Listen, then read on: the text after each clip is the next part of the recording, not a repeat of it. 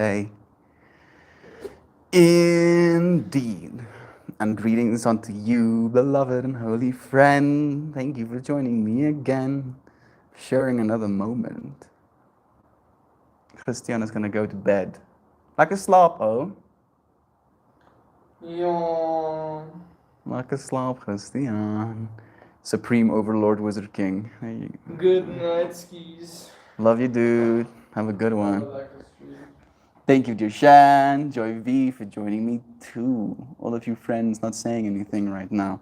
Know that I love you so much. So freaking much. Today's stream, at least the topic that we want to talk about, is how do we go about saying when we see someone else, that's me, right? It's hard. Hey, Connor, it's nice to have you. You bless yourself, dear friend. Thank you. And for blessing me with your presence right now. I appreciate that.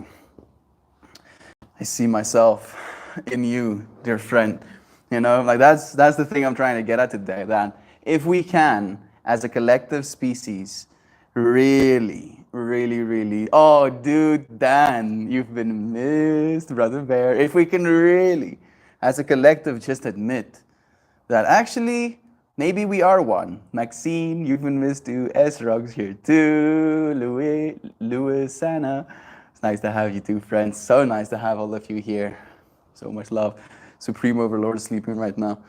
It's so nice to have you friends here. Yeah, seeing ourselves, right? I feel like that is at large why we have come together in this space, right?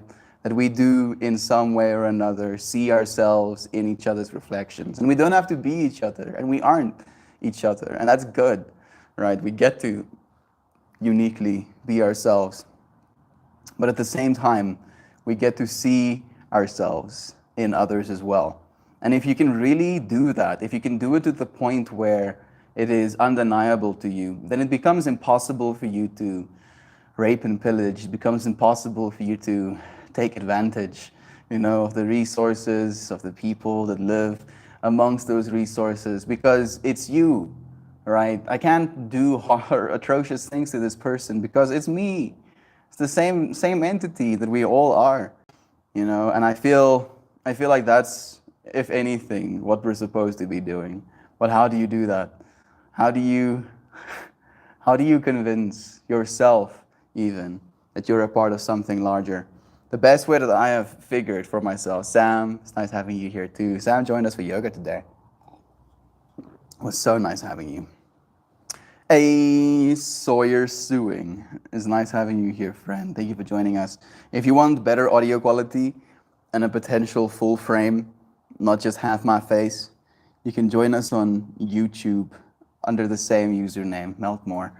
Sam, it was so nice seeing you at yoga, right? It was so blessed. Thank you, dear Shannon, for sending that love back right now as well. Let's see if there's something that needs to be said from the book of things worth saying. What creates experience is how you decide to view the events that come up in your life. It's one of those big ones that feels kind of getting called outy.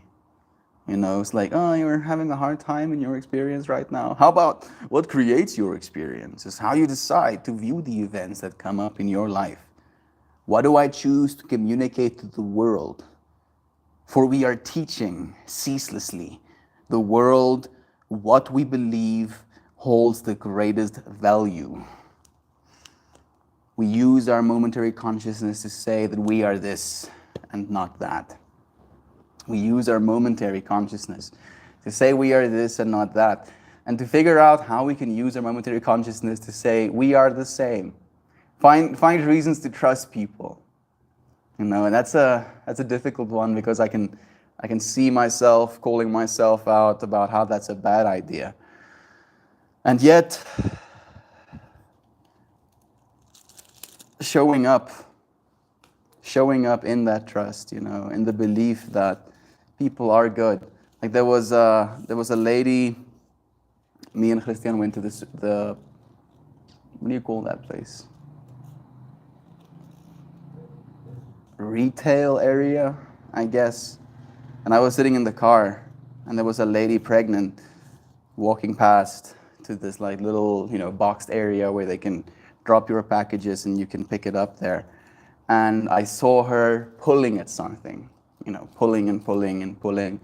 And I realized that whatever she's pulling at, she's not managing with.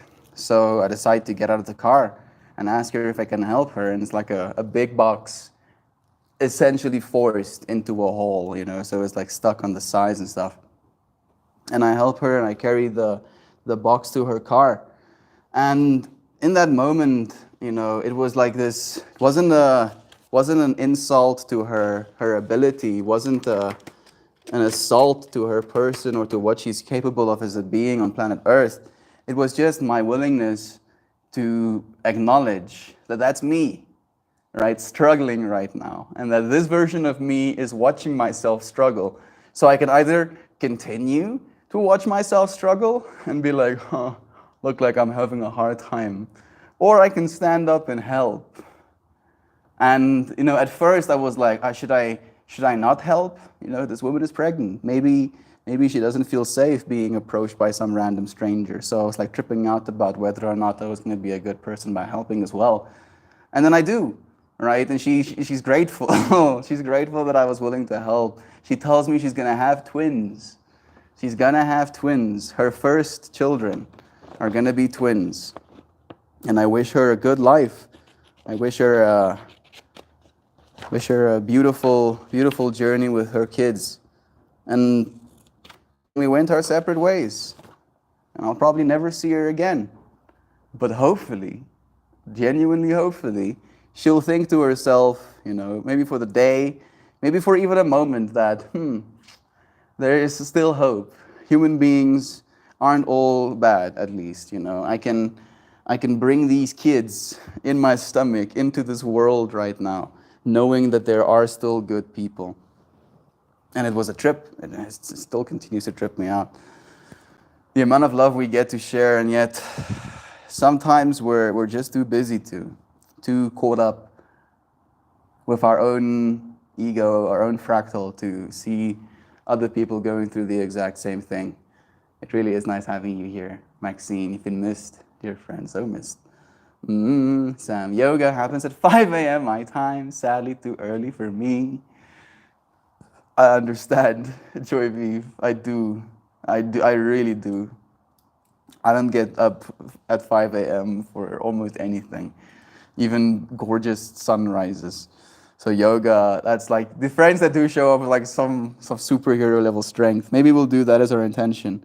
The strength. The strength.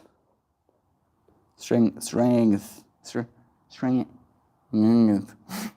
The strength to admit that we are not so different, right? Because for some reason we hold on to this hope of being unique to the point where we dread seeing other people's doing well, doing maybe the same thing we're doing in a different way. We're like, there arises this will to drag down instead of to lift up. And that will to drag down can only come if you believe yourself to be separate, right?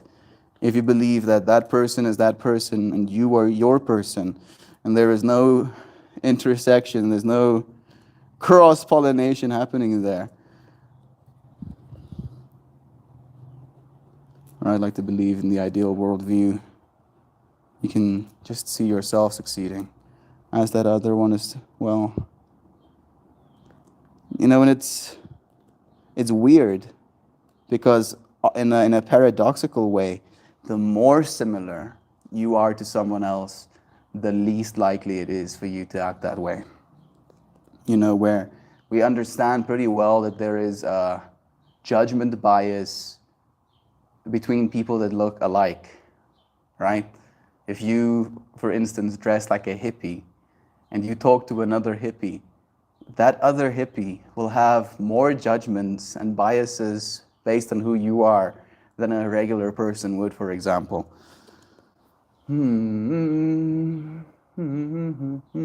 I'll do some fire too. Fire or magic? What's stronger? Technically, the fire is also attached to knowledge, so I'm gonna go fire.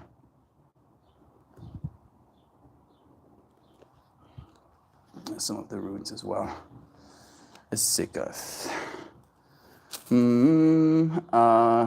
Hope you see you there. Again, Sam, thank you. Where there's yoga, there is Loizana. There is yoga every single day. I publish it in the, thank you, here Shan. I publish it in the Discord as well. There's a tab called Yoga Floga that you can find it. I'm gonna put on some Raven and Citry Fresh. Smells so freaking good.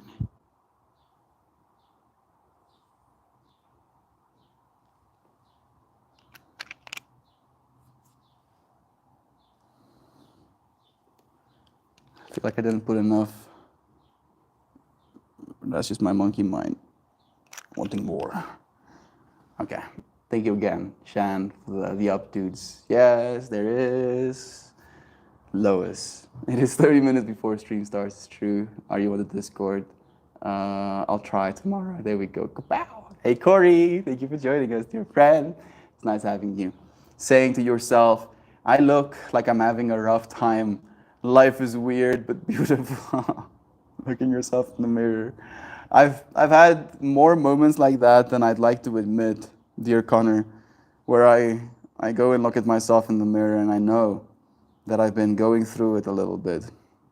And I can see myself tired and I'm like, bruh, you okay? Are you all right now? And weirdly enough, just taking a moment to be still, even like I usually do 4 minutes and 44 seconds. You just put like an alarm up for 4 minutes and 44 seconds, and then you just sit, and you're like, yeah, damn, things are rough right now. And then after those 4 minutes are up, you're like, okay, things are rough right now, enough. Guess it's time to go and rough some more or something. It's nice having you here, roughing it out with us, Connor. So much love to you, dear friend. So much love to you too, Connor. Oh, Lord.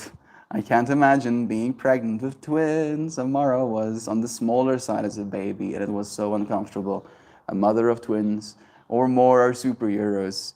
I was seeing that as well, like I see this, absolute goddess that is giving her body as a vehicle for consciousness, not only a single consciousness, but two consciousnesses at the same time. What a trip. What a trip.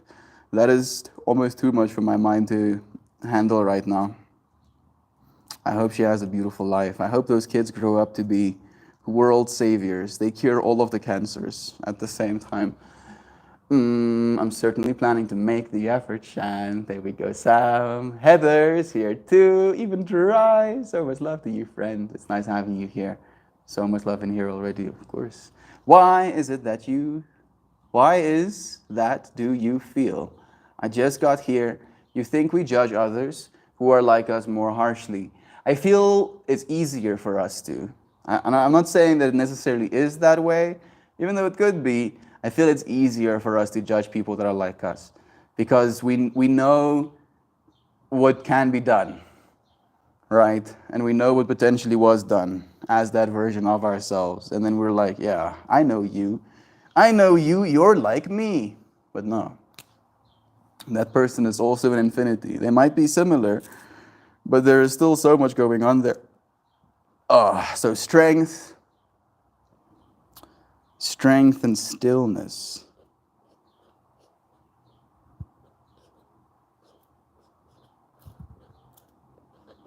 Stillness. Strength and stillness. There is strength in stillness. I'd like to believe, at least.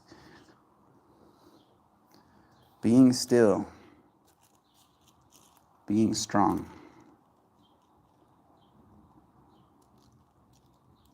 What do you think? What do you think, dear friend? Have you noticed any benefits in becoming still? I've been thinking about being still in the context of interactions as well. Where I feel, I don't know if this is just my egoic mind telling itself stories, or if this is something that I want to start implementing, but I want to be in a receptive space more than a sharing space, especially for the next while. Like, I don't know if I feel like I'm butchering what I'm trying to say. Basically, my mind has been in this mental space of like, you share a lot, and maybe people don't actually care, They might be in their own trip. So instead of trying to share with them, just let them share, and then be okay with that. But at the same time, yeah, I'm learning. I'm thinking about my parents. I'm thinking about my siblings. I'm thinking about the worldviews that they hold. I'm thinking about my willingness to be encouraging, and how being encouraging, people don't like being encouraged right now for some reason. I don't know, it's probably an ego thing. Yeah, an ego thing. We all want to be special. We all want to be the main character. We all want to be right. So when we get encouraged, for some reason we're like, oh, I don't need your encouragement. I was going to do it anyway. Or, I don't need your encouragement. Don't tell me how to live my life. And it becomes a vector of, I am this and you are that, instead of being seen as a vector of this person being like, we are the same. And this is something that I started doing, and it changed my life. Consider doing it too. And unfortunately, it's a slippery slope, right? Because there are religious fanatics who believe the same thing about their choices, about the things they want to be right about. So where do we draw the line? Where do we share the things we believe in out of a place of love? And where do we stop sharing the things we believe in from that exact same place of love? Right? Where is that teetering point of the infinity? So in my mind right now, because I talk as much as I do, I feel I want to be teetering into just this listening space, to say nothing, even to say nothing, at least to my family, not like from a perspective of withholding, but just to not try and influence. Right? I'd like to believe, I'd really like to believe that I try to be a good influence. But I don't know anything. So who am I to say that my influence is a good one? From one perspective, my influence might be horrible, actually. So I am listening. I'm listening to myself, influencing myself, and letting myself influence myself instead of trying to use that influence to influence another. Does that make sense? I do hope so. This human thing that we all kind of just like take for granted and so effortlessly do. Sometimes with effort do we do it as well. It's definitely something that I feel we're getting better at. Part of me would like to believe that we as a species are maturing right now. And that same part of me that would like to believe that also believes that we will inevitably reach a point of unity. That it is going to happen. We will, as a collective, reach this point where we've felt some things. We've seen how many different options for living this life there is.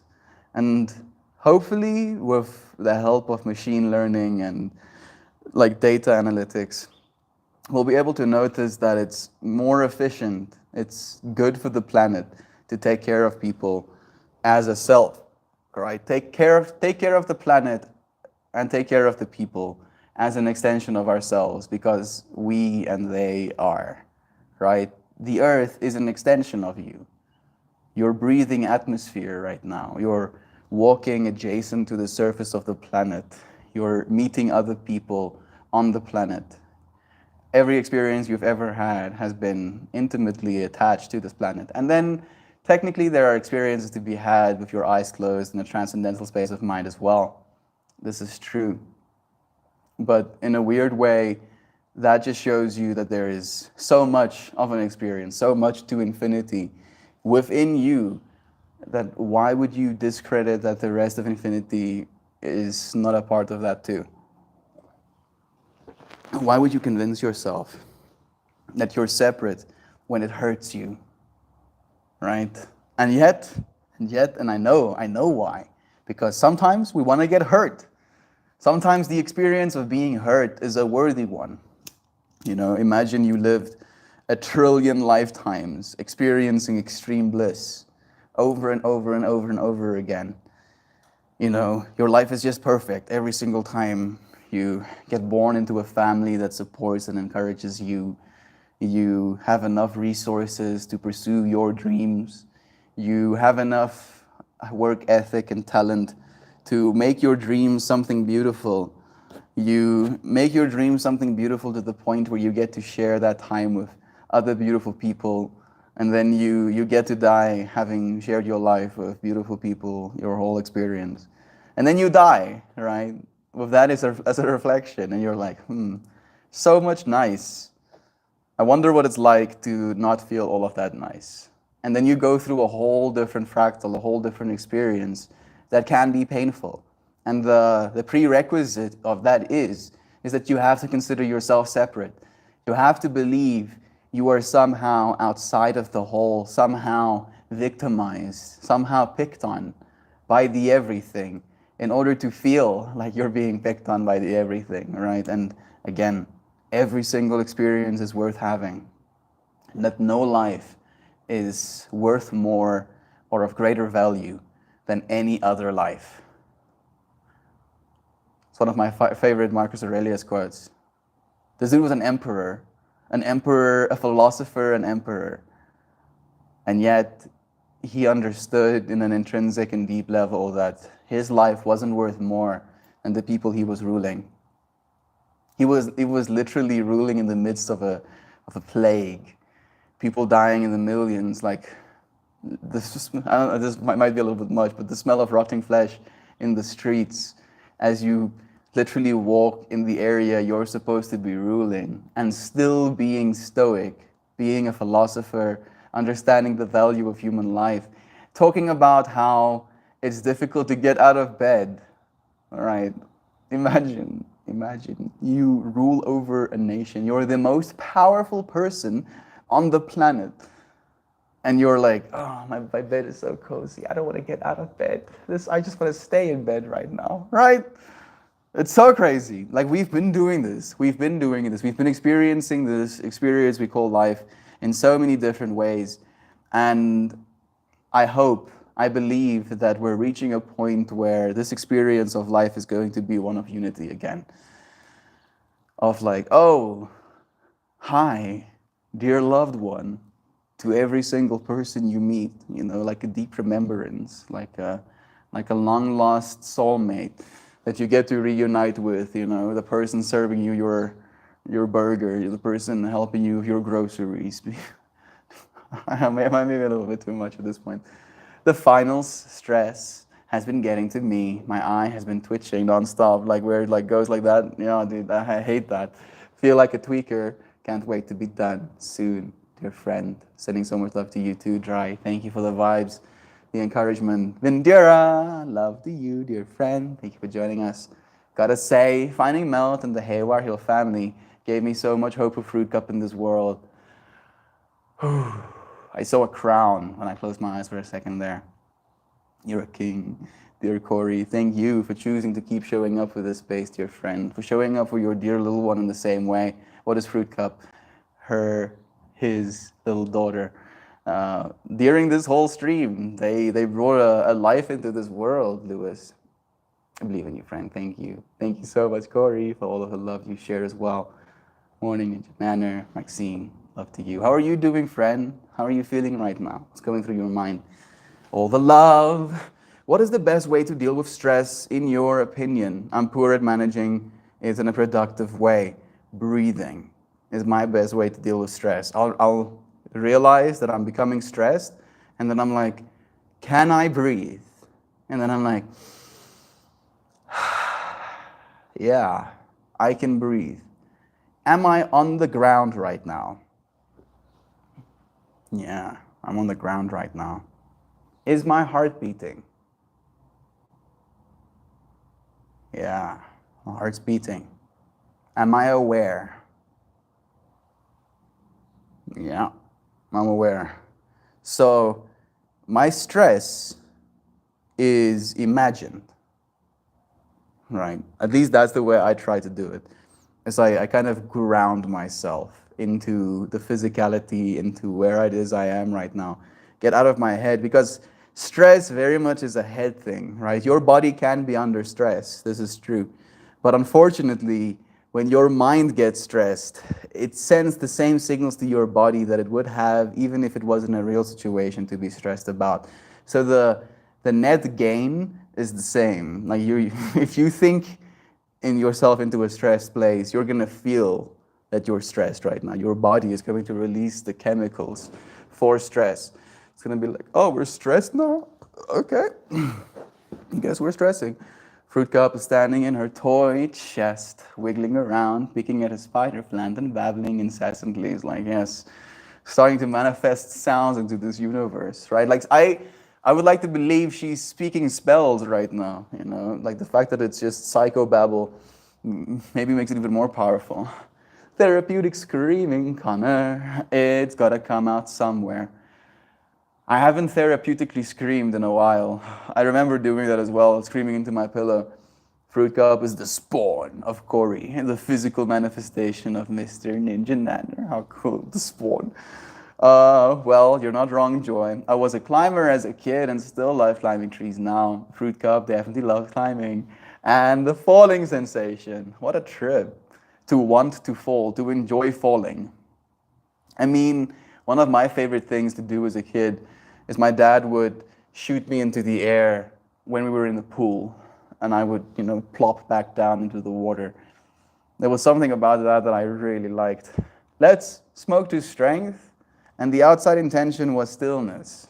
That's right. Strength and stillness.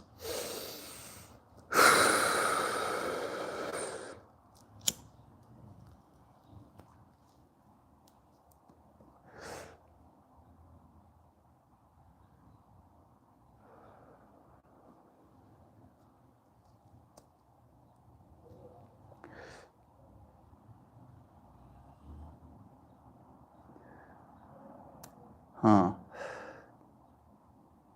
For some reason I'm facing the fact that I'm a human right now.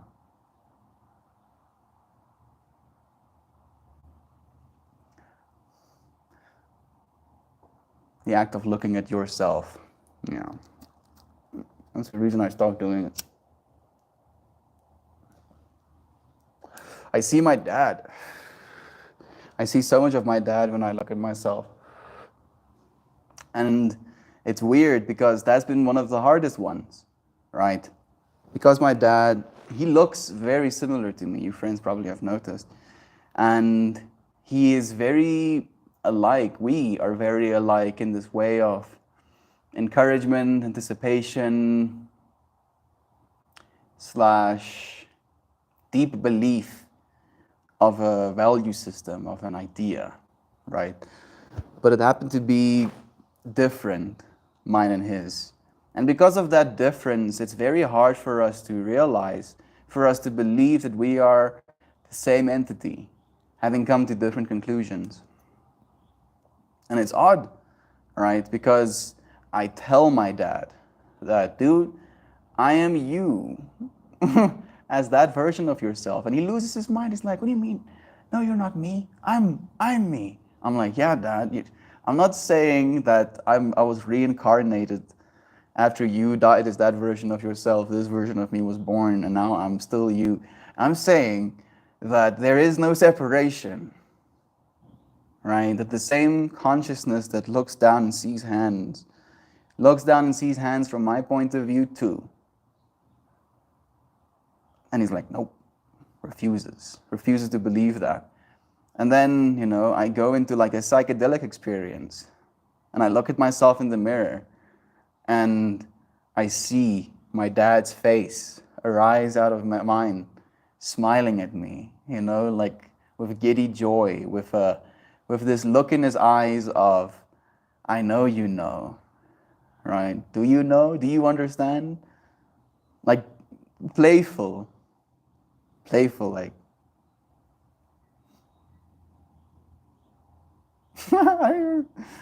And I'm like, yeah, Dad, I see you, dude. It's seeing my dad in myself, right? Seeing myself in my dad, and like not understanding why we have a hard time connecting, and at the same time understanding completely, why we have a hard time connecting.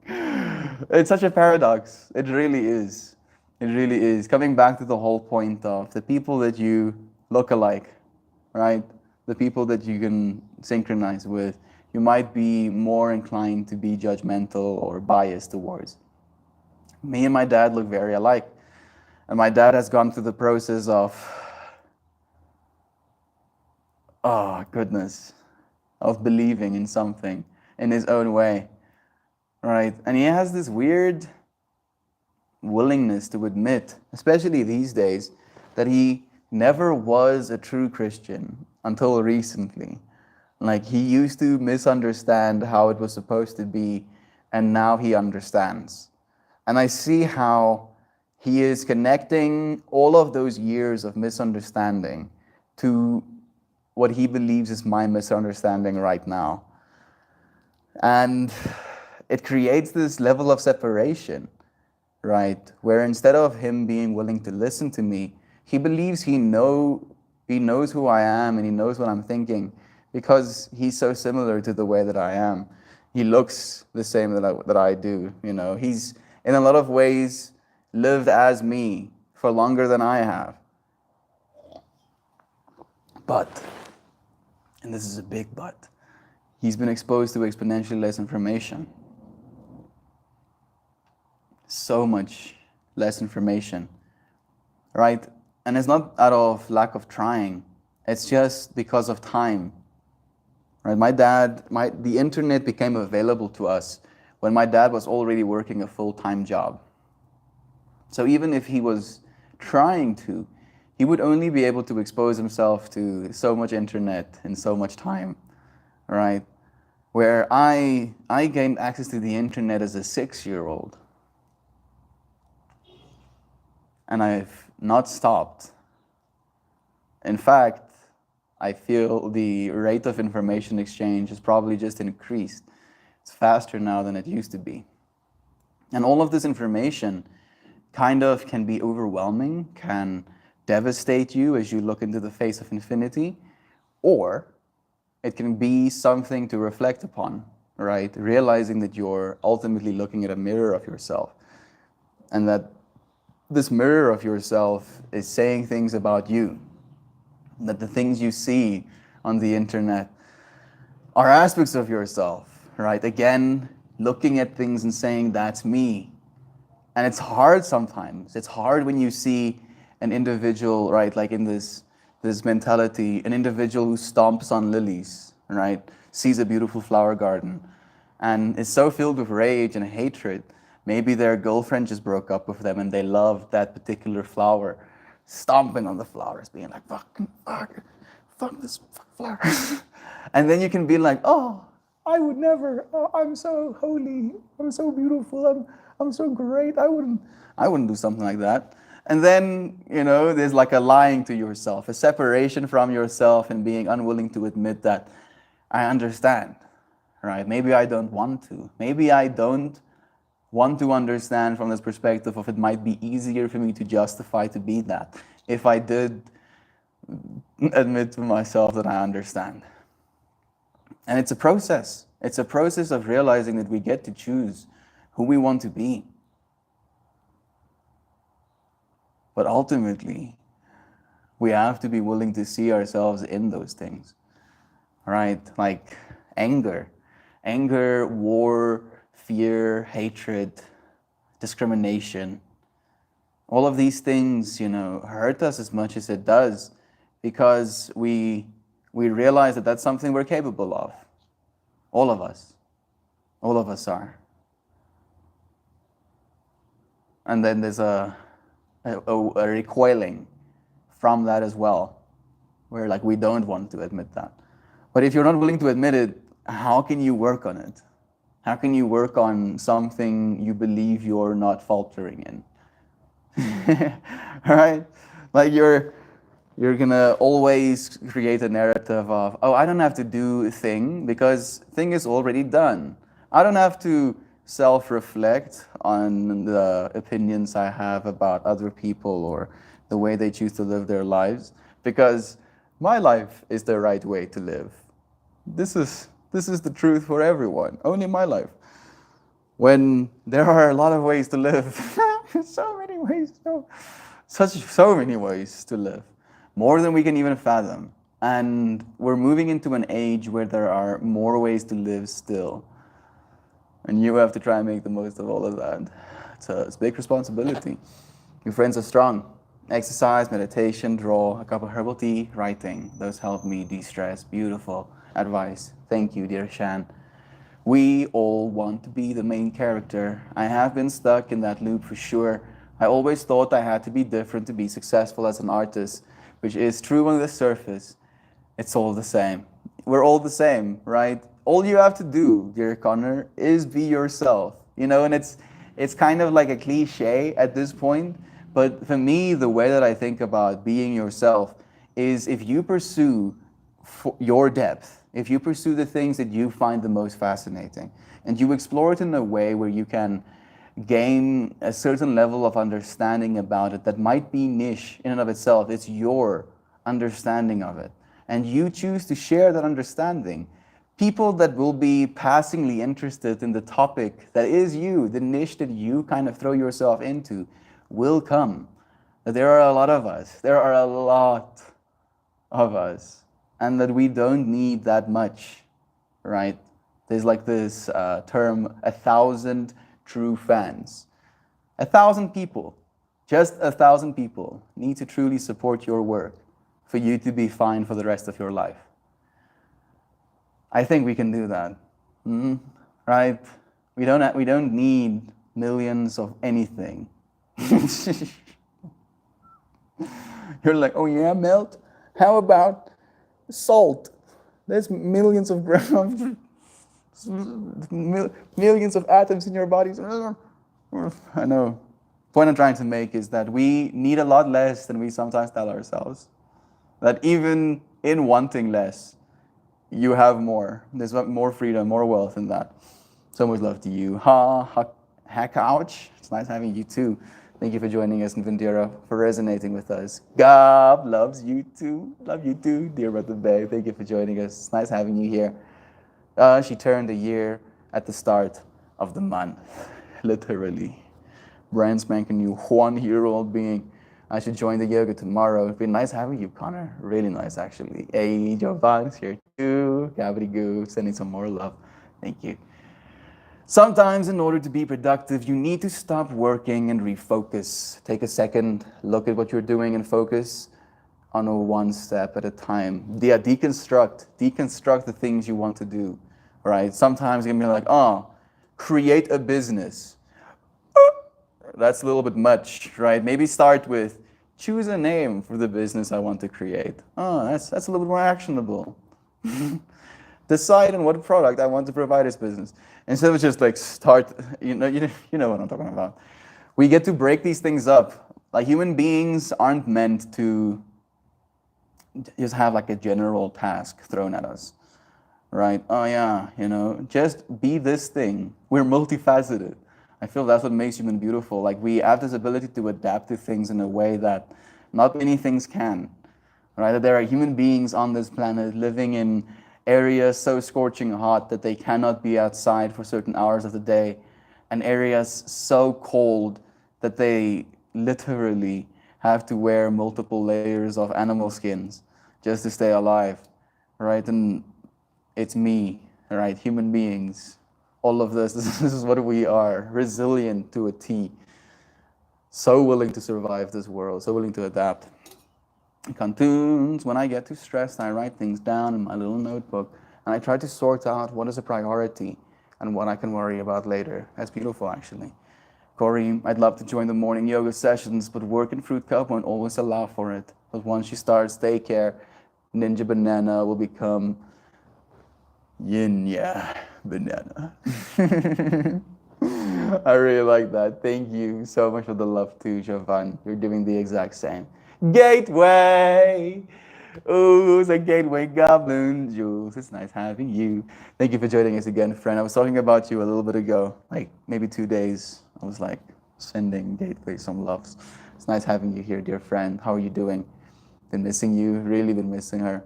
Nah, that's a different Gateway Gob. We have two. That's the other Gateway. Gateway Process is the one we probably. That's a different Gateway Gob. We have to. Like Melty said, I have been on the spice of needing to do it all myself. This group is a reflection of what I could be, and it's overwhelming sometimes. I'm moving back towards the love and light. It's a process, dude. Right? There's no shortcut, and there's no really getting there.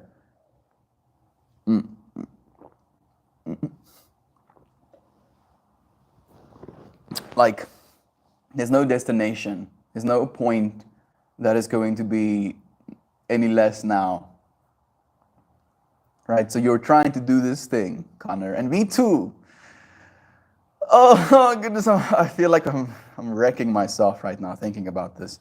Because I have some aspirations, ridiculous aspirations, some stupid shit sometimes. You know, like why? Why do I want to go as elaborate as my mind is being like, I'm like, okay. But even if I do all of those things, I'm still going to be experiencing those things in the same exact right now that we're in, right? And that this is the thing we're here to be doing. It's a little bit defeatist sometimes, because then it can kind of like lead you into this state of apathy of like, okay, if this experience, this right now that I'm all here for, then I'm just going to live into my instant gratification and choose not to do anything forever. We can only do that for so long. You know, you can do that, but only for so long until your soul starts to be like, oh.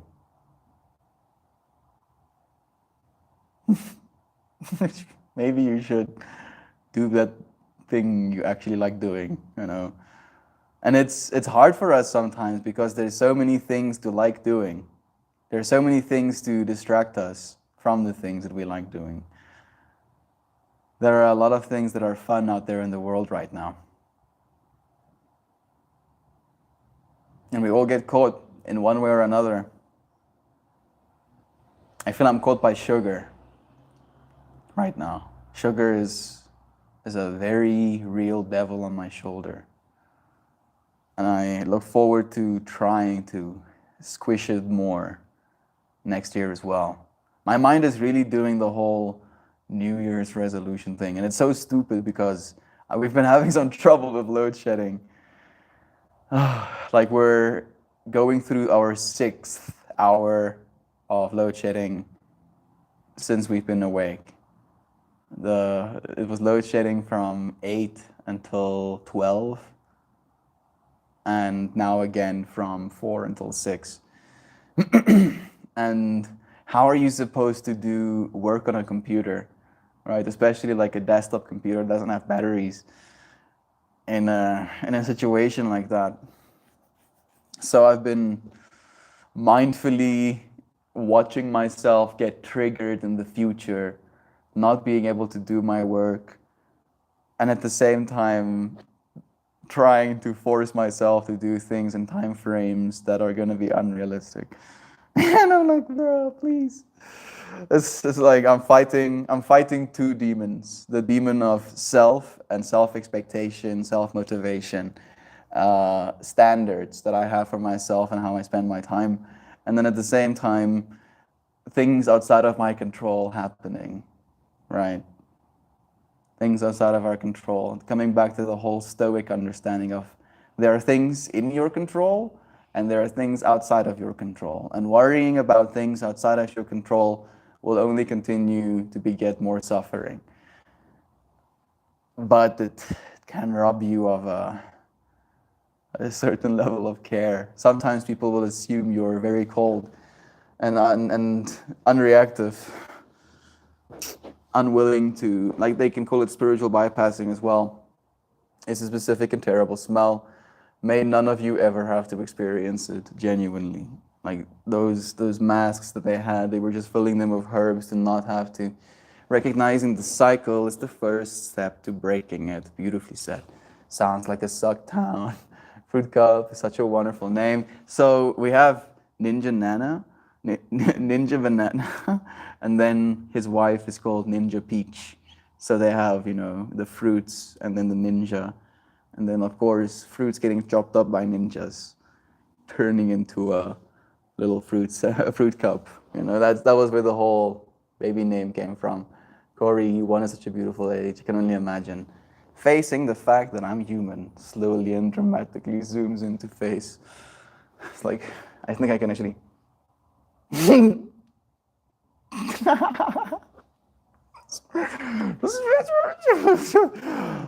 So full of wonder and curiosity. She's so full of wonder and curiosity. She figures things out incredibly fast. Peach has done an amazing job helping her grow and learn. Not saying I didn't play a part, but she took a year off. And you took a year to provide for your family, dear brother. So, the fractal of her being able to do that is also the fractal of you continuing to do what you did. Hey, truly, it's Erica. Nice having you, Erica. Thank you for joining us, dear friend. It's a process. Tuners, be patient with yourself, friend. Thank you for that. Realize how far you've come to. You've been doing the work, and you should be proud of yourself for it. Love you, friend. Thank you so much for the encouragement, dear friends. And continuing on to the message of Corey, and got to spend more time with her, but only got 6 weeks off and had difficulty adjusting, which meant me taking more frequent parent breaks at first. Ezrog, you can thank the Hayward Hill family for that one. I can't quite remember who came up with it. I want to say the wonderful Jobot came up with it. I wouldn't be surprised. Jovan really is such a creative person when it comes to names, especially. Lois saying, Melody, you did say the more someone is like you, the more judgment there can be. Yeah, I feel that's the thing with me and my dad. Like there's a lot of judgment that arises in our relationship, especially. Is willing to be like, no, I know you're like me, but this version of me is the right version of me. So I'm going to judge you for not being so right. Thank you. On some dad level, he sees himself in you. Absolutely, Dan. Thank you for saying that, for sharing some abundance in this space as well. I believe that to a T. My dad probably is uncomfortable even with how much he sees of himself in me.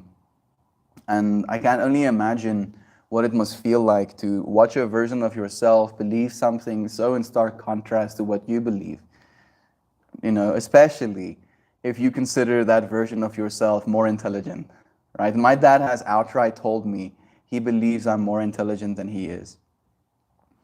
And that might just be something a parent is supposed to say, but it's also this weird fractal of something I would like to believe about my kids one day as well, right? They'll have access to a lot more information, a lot more tools than I do, and I would want them to be more intelligent than me. I would want them to do better than I did.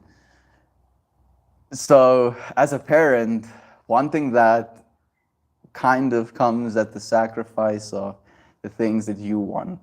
And it becomes difficult because how do you stay rooted in your ego when you watch other egos do something that your ego was unwilling to? It's a trip. It's a trip, and me and my dad are definitely going through it and growing with it. Lolo, here too. Thank you for the love. Because, as we know, love is true. Even more love. Thank you, Brother Dan. I appreciate you sharing some vibes. It means the world. Sending you infinite hugs to the digital realm. Thank you, Connor, for sharing more love. I appreciate that. Maybe when he looks at you, he sees himself as he could have been and just can't cope with it. That is definitely a part of it, and I've had that conversation with him as well about his work, where I asked him, Dad, why did you never do something for yourself? And he straight up just admits to me that the prospect of working a normal job, getting paid a salary, and continuing in that fractal was comfortable enough for him that he didn't see any need. He didn't see any need to broaden his horizons, if you will. And for some reason, it feels to me when I watch his behavior like he's given up, right? Like he's like, I guess I don't have these skills, I don't have these skills, so I guess I can't do this thing. Instead of just like teaching himself and showing up for something. And it's something that I see in myself as well, right? Again, connecting the loop into the other direction. A lot of the things that I worry about when it comes to my own behavior, I see in my dad as well. Right? The unwillingness to commit to something, the yes manism where you're willing to say things even though they might not be true, or even though you might not be able to do them at the time frame that you would like to. It's been a lot. I feel like my dad is also in a way my ultimate teacher, and me and my mom have a lot of conversations about that. And one of the things that I always say to her when she really gets upset and wants to complain about the behavior she notices in my dad is I tell her that if he wasn't exactly the way he is, I wouldn't be the way I am, right? His behavior, his way of living, his reflection of life helped me see something in myself as him, right? I saw myself. I see myself as him, believing a certain thing, living a certain way, and I don't want to see myself living that way. So the only way for me to stop myself from living that way is to stop myself from living that way. But I can't stop myself as him. I can only see myself as him. It's a little bit paradoxical and trippy, and it messes with your head sometimes. But I feel, again, wishing for things to be differently begets suffering. So I wouldn't change my dad. I shouldn't want to change my dad, even if I can, even if I could. I should just be grateful for who he is, what he is, and realize that he's taught me a lot, even inadvertently, how to be. Very much so.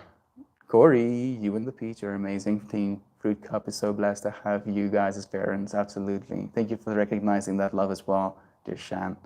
I got incredibly lucky to find Peach. She is truly an amazing woman. She helps me build myself up and discover so many things about myself. She gave me a love. She gave me love and understanding. I never knew before. I never knew existed or thought could exist.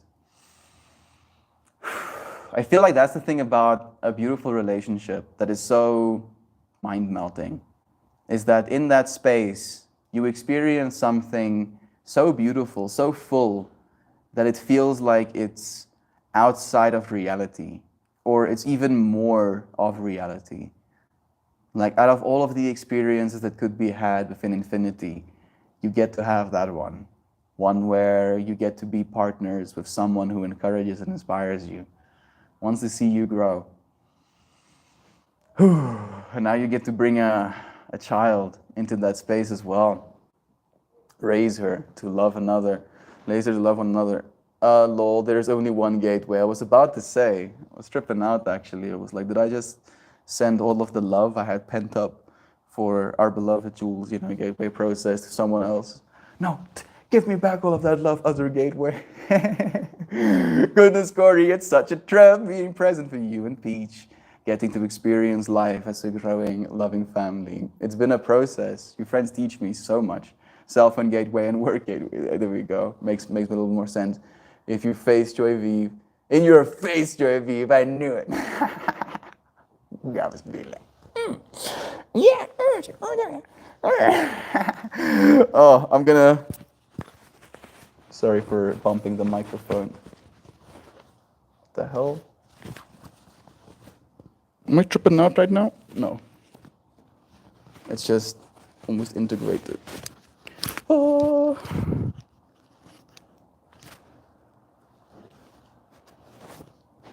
I clipped my lighter onto my shirt. Is that what happened? Basically. I love these pieces of technology so much. I have so many plans. But I don't know that I'll start executing them until I'm on the farm. And I'll see how it looks. Hopefully it looks good. We'll see. Things are going to be happening, yes. The microphones feels like a new extension of myself, right? Like I can use these microphones as ears in the world. I can put ears in the environment as I go and sit outside sometimes and listen. And then I can, I don't know, compile those into something shareable. Bird sounds, some guided meditation, some sun rising visualization, some vibes. I'm looking forward to sharing some good stuff. Gab, again, so much love to you. Beautiful Corey, you guys are a relationship goal for sure. Oh yeah, 100%. You win this round, Gab, but I will always win the game. Joy Vive is, this little we know, Joy Vive is actually going to be Wizard King. Oh no. And Joy Vive is like, Wizard Queen Melty. No. No. Wizard King. You know, like that's how badass. It's like, what? You want to gender me with my role? No, I'll be king. I'll be king as well. To strength and stillness.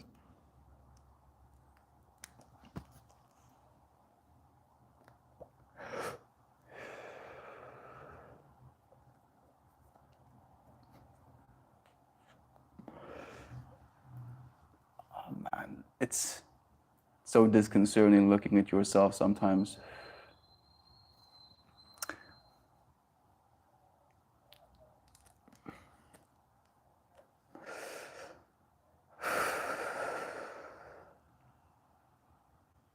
I'm tripping myself out more than I'm comfortable with just thinking about this shit right now. Right? Like the thing that trips me out the most about existing is the fact that not only do I exist in this moment right now, we all exist in this moment right now. And not only that, but I exist as multiple different versions of myself in each and every single one of your friends' minds. Right? Like you can think Meltmore, and a picture can come up, and an experience can be had. But that picture, that experience, wouldn't be me. It would be me, right? In a way where you could point at something and be like, yes. Like you could point at a picture of my face and be like, Meltmore. In that way, it's still me. But it's me from a different perspective. You know, the fact that we can dream about each other, render a consciousness of another in our minds, an instance of you in someone else, right? Or an instance of you in the divine mind as you always and are right now, you know. It's a lot. it's so much. And I feel the more we expose ourselves, the more people we influence, you know, the more versions of ourselves we can see as ourselves, the more versions of us that sees us as themselves. I don't know if this is tracking. The better we get at recognizing our unity, the better we get at acknowledging that we're not so different after all. We're all trying to figure it out, trying to get good. Filtration was coming out. Super this, but also super this to Gab. Gab says, don't forget to have a beautiful relationship with yourself. Look at yourself and also say, that's me. Maybe that's why I was like tripping out about seeing myself in camera today. I don't know if I've ever done this on stream, but technically, that is what we're doing. That's me.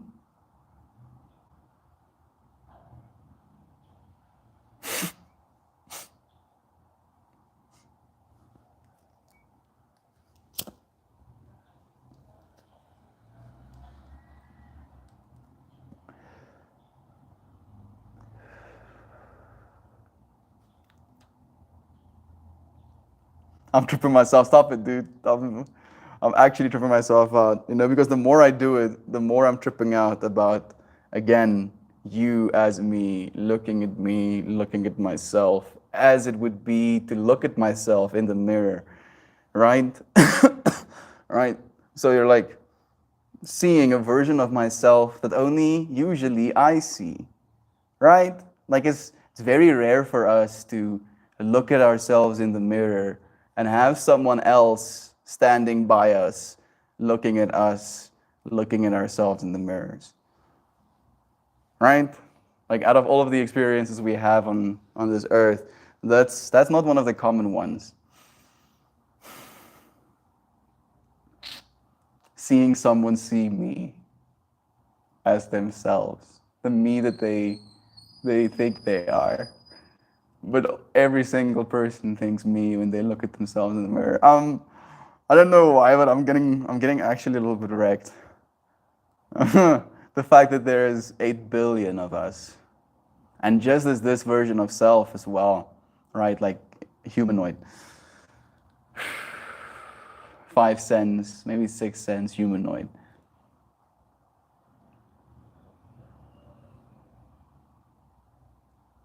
And things happen in a perspective of time, right? And that perspective of time is how fast our planet turns on its own axis, exposing different sides of itself to the sun. And our planet spins pretty fast when it comes to the cosmic averages. So if a bunch of different aliens had to arise on a bunch of different planets, some planets would have longer days, maybe significantly longer days. So what would happen? Would you as consciousness develop a view of the world that is slower, right, frame by frame, and then it would still feel like the same length of day? Or would you adjust to your day in a way where things still feel like presence and now, but you just don't worry as much, right? Like, so the thing I'm tripping out about is if we had a day that is 40 hours long, for example, would we feel like we have so much time to do all of the things we want to do? Where right now we can sometimes get ourselves into this mindset of, oh, I don't have enough time, right? If only I had 3 more hours in my day, I would get so much done. I would be able to be like a superhero right now. Would we, if we had a 40-hour day, still be telling ourselves the same stories?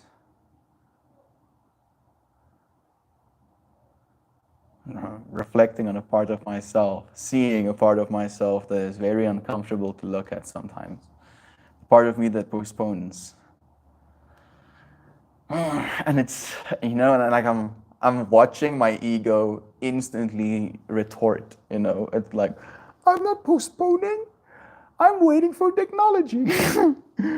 They can starts justifying, starts like, I'm gonna be doing this thing and then that thing, and then I'll spend time doing so and so, and then I'll be able to do this thing that I think I can or want to be doing.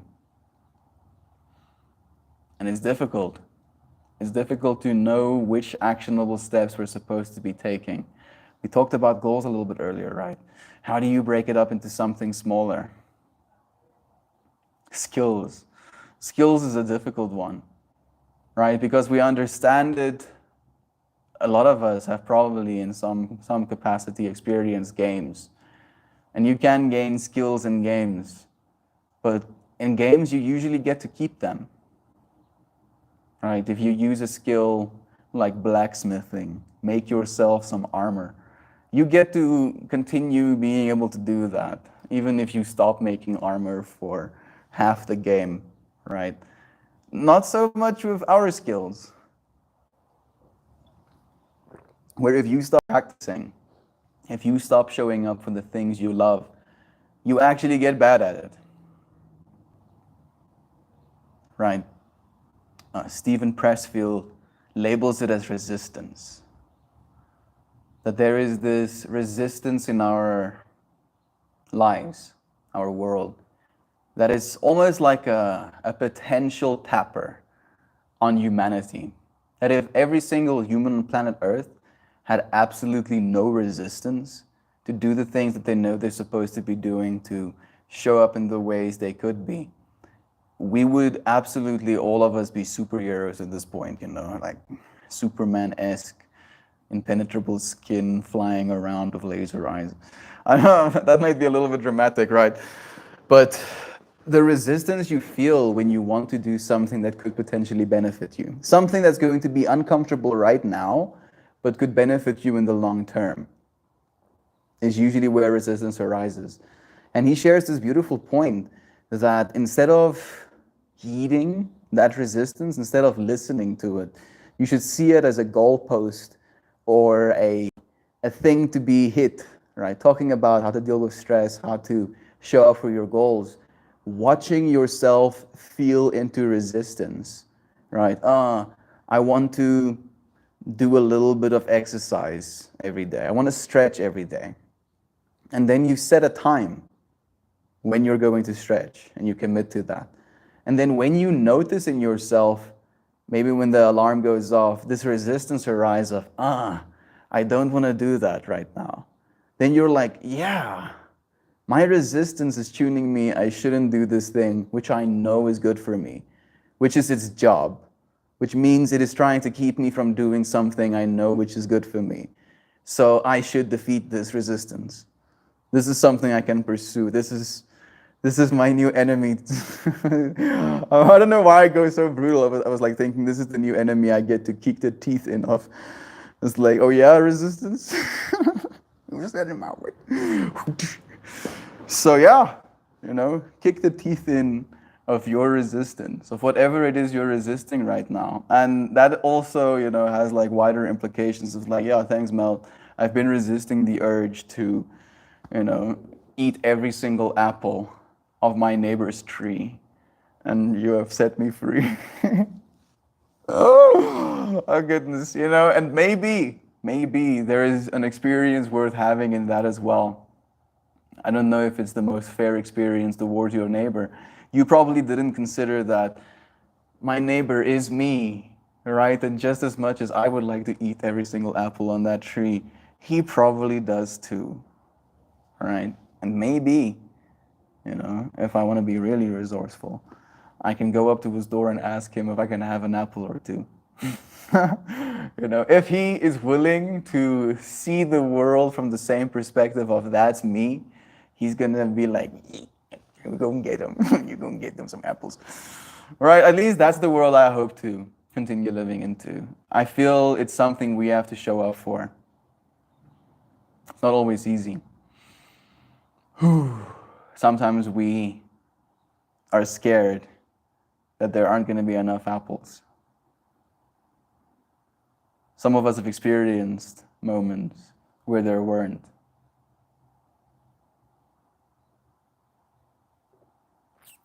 Getting very manifesty, the secrety, like Rich Dad, Poor Daddy.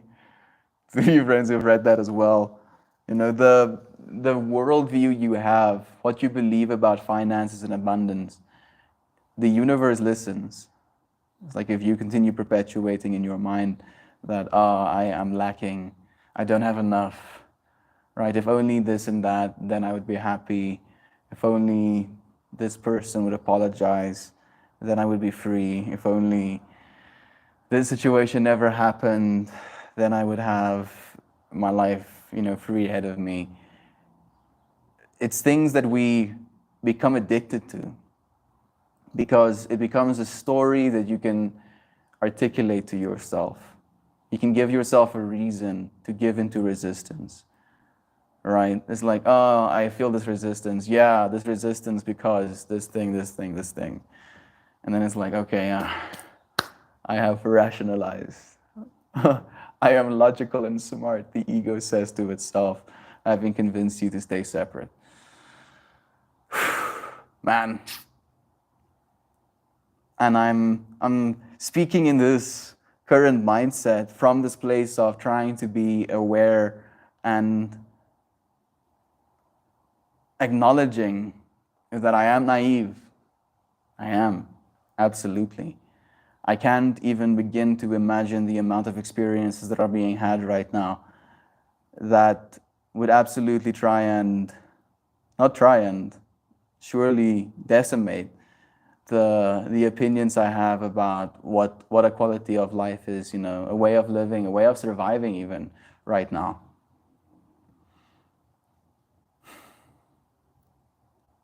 My mind is running a million tangents. One of my favorite ones in this tangent is how happy people are in places of extreme lack and extreme suffering. And it's something you see in African countries. Like South Africa is a little bit more developed, but as soon as you venture into the African countries, you find children in these like extremely rural, hutted areas, that don't see cars, that don't have access to the what we call civilized world, where you can buy things in a grocery store.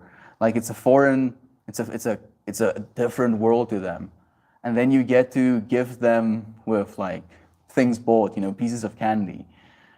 And like seeing the visceral, outer worldly joy in those beings, literally being exposed to pieces of candy, once in a month.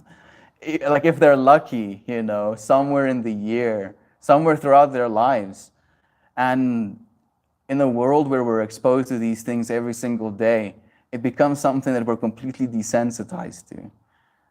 That our perception of me in a world where it's so easy to consume things, there's so much, it's like we convince ourselves we have nothing, right? Where those who have closer to nothing than we could ever get have so much more than us when they have something. It's a crazy fractal. It's a crazy fractal. Africa is a weird place, a wise place, a scarred, traumatized place that I've gone through so many layers of power struggles, trips on trips on trips on trips, and hatred, with this unwillingness to point at another friend and say, that's me. We have tribal wars here in South Africa, where factions, people speaking, like we have 11 native languages. And the people that speak these native languages come from certain areas in South Africa. And they, going back into their history, were like these clans, nomadic livers on South African land. And there were extreme wars ceaselessly about land, where they would encroach on each other's their property. And then these wars would ensue over and over again against each other. And to this day, in our political environment, there are still these wars going on, where people are being like, no, I won't help you, I won't support your cause, because you're still a part of this ancient tribe, right, from our history. You speak a different language than me. So because of that, you're not me. And because you're not me, you must be my enemy. And because you're my enemy, I will ceaselessly be in opposition of the change you want to make. And it becomes this power struggle. Ceaseless power struggles. Again, trips on trips on trips, where we're just stagnating.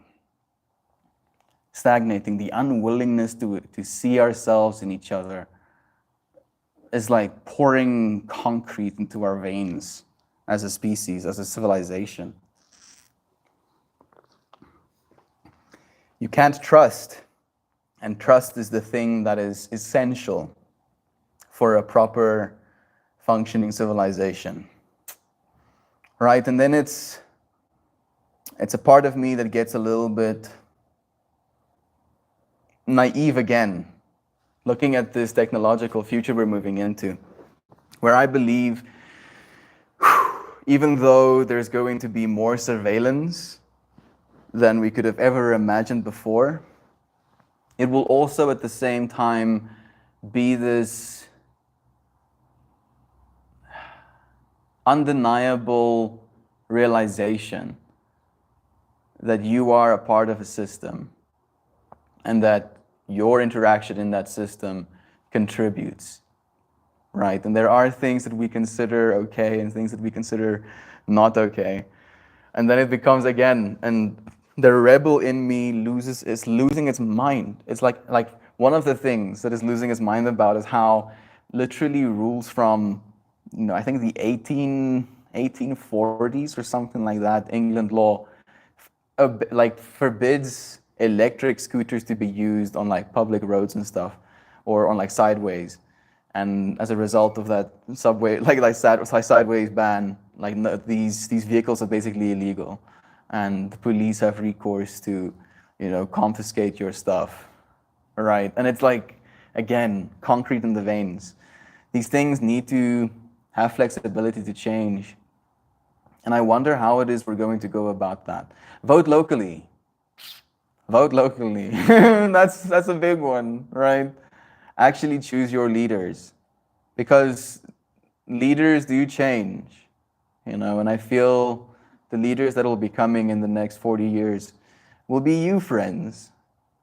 Think about that. Literally, it's going to be you in your communities, in your environments, in the fractals that you have access to, the people that you get to influence.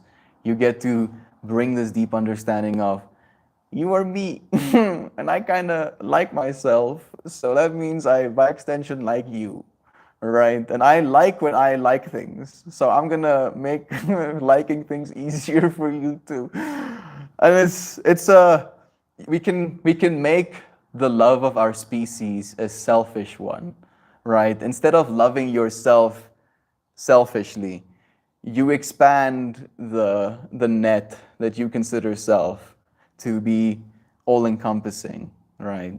The planet, the whole planet ideally, for a small scale. The universe at large is a little bit further away, but still the same, right? You're breathing an atmosphere right now. You're part and parcel to this planet. If I took you off of the planet, you would die. Like, there's no you without you being a part of this system right now. So see yourself as all of self. Cutting down trees is like cutting down your lungs. Pointing at the planet and being like, that's me. Right? Today's trip. Yeah, that's me. The whole planet. Be like, yeah, all of them. Every single person, every single butterfly, that's me. And then love that. Love yourself deeply in any way that you can. You deserve that. Please. Please. Only you can love yourself the way you're meant to be loved. Thank you, Gob. Goodness, you like took me down a fractal there. I appreciate your love and your input, Brother Bear. Vendura joining us here too. Thank you so much for all of that love, Gob. It's nice to have you here too, Vendura. How are you doing, friend? Gob, that's so true. It takes some people a lifetime to be able to love themselves. If people aren't shown what that's like while being raised, it can take some serious work to be gentle with yourself. Remember, tunes, one step at a time, and take a few breaths if you get overwhelmed or anxious. Such good advice. Hey, Christian. Did you rest well? Not really. Did you brain damage yourself? I brain damage. It was a lot of brain damage. It was a lot. Instagramming. That's okay. That's how I communicate with Reynard. Reynard is still living well? Yeah, it's fine. He's still together with his beloved? I don't know. Probably. Reynard is one of our friends who moved to Singapore? Vietnam, excuse me. Yeah, Vietnam to teach English. You want to sit with me? He's actually gone to Nam. He went to Nam. Remember, tunes. Thank you again for the love. Melty, sugar is my #1 issue right now. It's bad. It's bad, Lois. Sugar is very addictive, ridiculously addictive, right? And there's this statistic that says sugar is 6 times more addictive than cocaine. And people that have been addicted to cocaine would probably, laugh their asses off if they heard a statement like that. But the average rate of people that use cocaine, that want to get off of it, that actually do, versus the average rate of people that want to get off of sugar and actually do completely, right? That's the thing as well. Like if you decided to get off of cocaine and you still had like sauces, right? Like just like sauce that you eat with your food. It's a condiment and it's nice, right? It can be like a little bit of a scene change. That has sugar in it. You know, if you like just had like cocaine sprinkled in every single item in your grocery store, it would be very hard to stop doing cocaine. I'm stretching this point a little bit, but you get what I'm saying. It's so hard to stay completely away from sugar. And, you know, it's designed that way.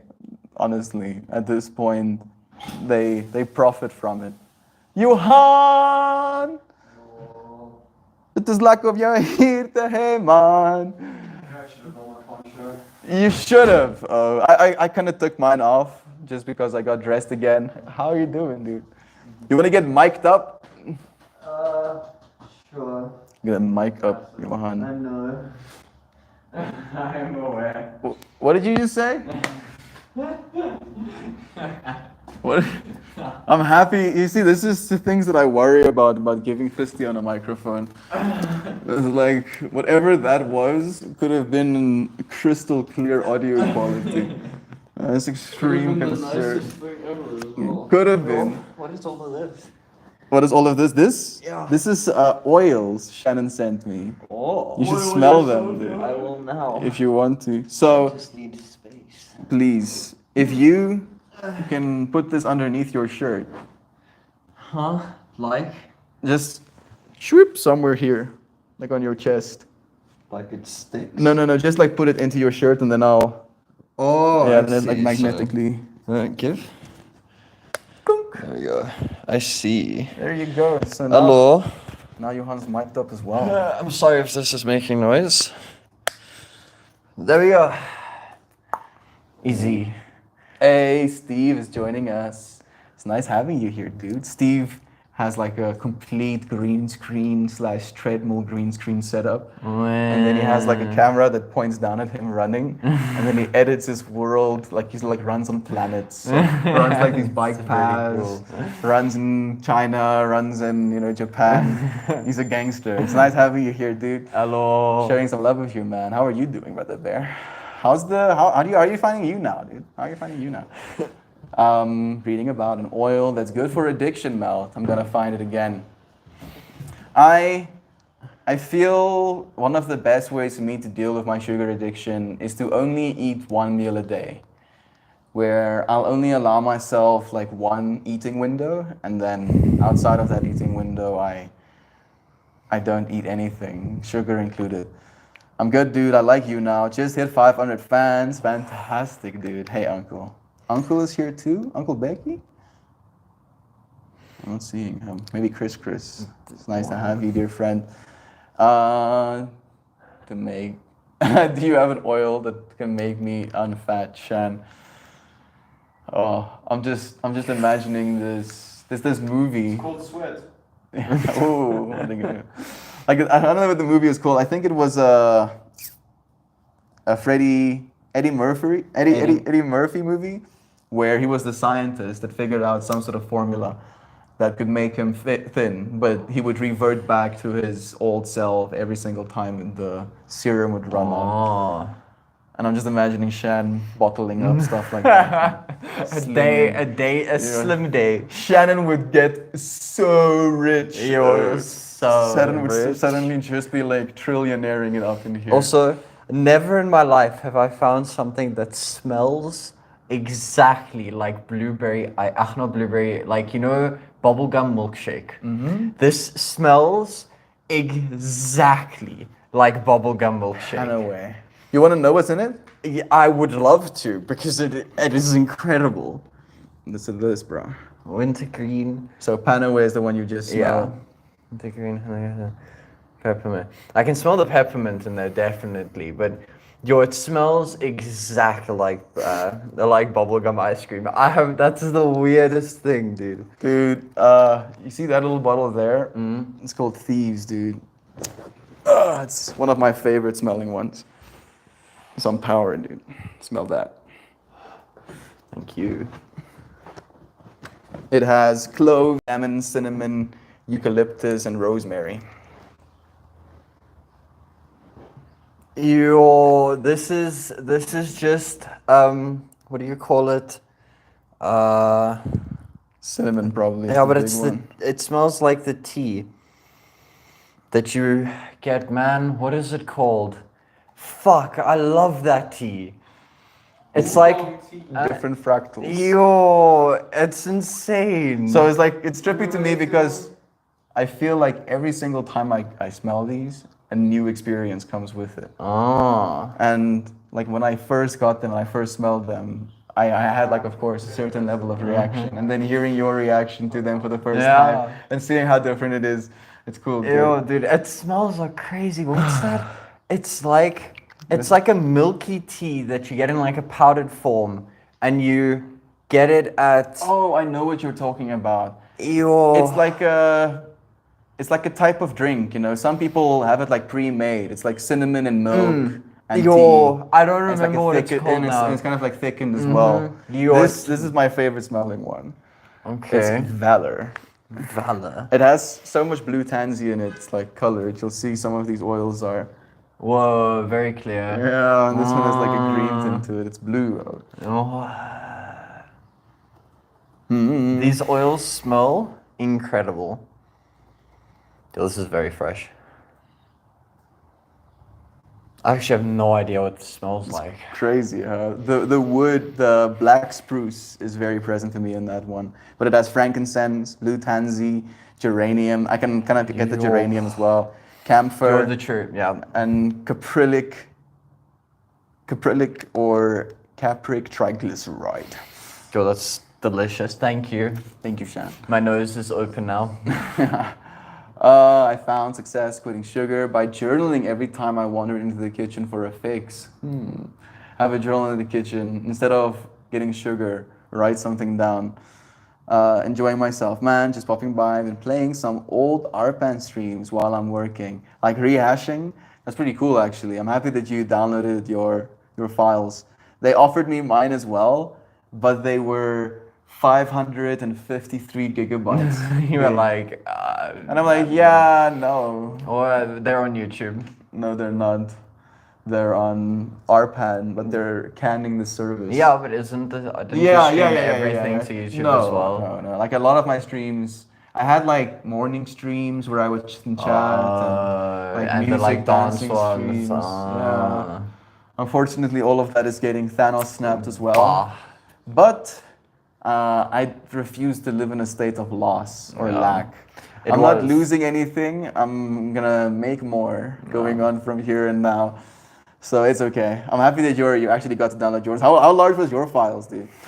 I'm a See, pro- that's why I want a server room, dude. Yeah. I want an actual server room. I mean, I technically have the SSD storage for it, but I I don't don't see, but like, I want a place where I can literally just hoard. Like, it's like 30 terabytes big, and it doesn't matter. So the other caveat I have as well is the aspect ratio, right? And I guess it doesn't really matter that much with like eventual AI because you could just take those streams, you know, as like a reference and then have like an HD render of the person and then the environment as well could probably like figure it out. Maybe. And then you could just build. I mean, with the amount of inputs I have Yeah, of my if- environments.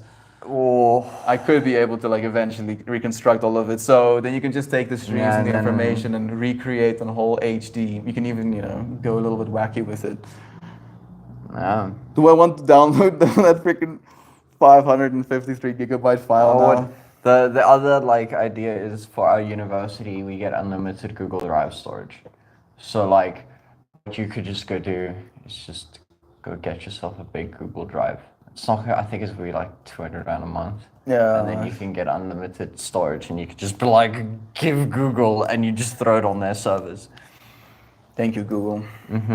Thank Thank you, Google. I saw this thing where this other guy posted in Programming Humor. The title was, well, fuck me.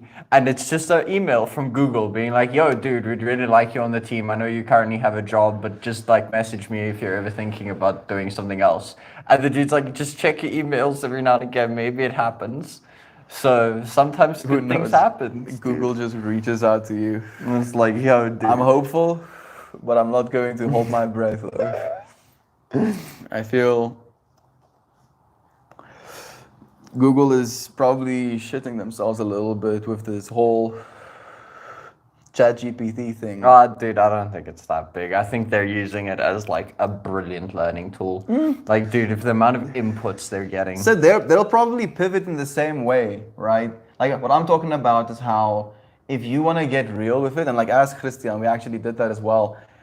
I asked it, how do I go about selling the fridge, the washing machine, and the bed? You know, literally as a question. And it gives you a 10-point system of everything you're supposed to be doing. Where if you search that in Google, it'll probably give you a link to some sort of article. And It that just article went would and be like grabbed full it. of spam. And, you know, like, it like really messes with their like monetization model because you're not clicking on things. You're Yeah. just actually getting the information you're asking for. Oh, And Google has that's that. It has it a little bit of that like small little bar of information up top, but it still wants you to go deeper. So it's going to like sometimes just give you that small bar as like a snippet from some sort of other article. That's the like sad part is the monetization because it happened with Discord's bots where people had music bots and then what was happening is it was not they weren't clicking Copyright on free it. stuff. Yeah, so they weren't clicking on the videos. There was no money being like generated because no ads were being played, and so they were like complaining that people were just It was just API calls. yeah, it was just yoinking it, and so they banned all Discord bots. Yeah. Money, money, money. It's so Money, money. In a rich man's world. Oh, Oh. dude, ABBA, I love ABBA. That's just like they're like basically screaming into the void, but like doing so beautifully. I'm approaching my 3-year anniversary of quitting smoking cigarettes for good. One of the Nice. hardest addictions to overcome, next to heroin and sugar. Yeah, nicotine ain't no joke, yo. I can find something for everything, Joy Vive. Thank you. Thank you. It's true. I mean, you know, like there's only that much that we can have to go wrong with us, right? Like, so she's talking about her oils, you know, and like how they have like a part of the ingredients, they have like benefits as well. So if one of them stand out to you, you can like also see what they're supposed to do. So there's only that much that we deal with as human beings. So identifying those parts of ourselves, becoming aware of them, and showing up in certain ways and certain aromas to actually address that part of ourselves. And then start creating a feedback loop, right? Where, like for instance, valor, you know, it's supposed to be a self-confidence boosting one. So now I can think about that. Every time you smell it. I can add a Dega symbol onto my wrist, which I also like to do. And then I can rub this in. And every time you smell it, you just remember to think, yeah. Confidence. Gang, gang. Yes. Confidence plus 10 instantaneously. I feel good to have gone over 1,000 days without a single cigarette. Gang. Nice. So proud of you, Brother Gav. Thank you for overcoming, dude. For pushing past the resistance. Spiritual discipline is something I've been introduced to recently. Just wanted to know how proud I am of all of us accomplishing inner work which builds our tomorrows. Lolo, so wise, dear friend. Thank you for sharing your journey with us, for growing with us. I'm 7 years cigarette-free, Gav. Fantastic. Of course, with the 7. So much encouragement. Talking about, friends, if we're going to really be celebrating as well with like massive milestones, Jovan officially finished her degree. Nice. She finished, Nice. done. So like send her some love as well. Just be like, yeah, gang, Jovan. We're proud of you. Look at all of us capable of doing hard things. Doing hard things, getting hard things done. Getting hard things done, 700 years at least, God. Yeah. Quick question for you, Mel. What kind of microphone is that? Also sent you a DM with a video of a concert at the top of the game I told you about. Thank you, dear friend. I've been not as present on socials as I would like to be. This is what the little box looks like. Like I think of it as like a little brick of technology. Then it opens up, has like little spots for the microphones. There's a little receiver attached to it. It has like a little dongle that plugs into the cell phone. And then these little microphones transition directly to that receiver. That's plugged really into cool. the phone. DJI mic.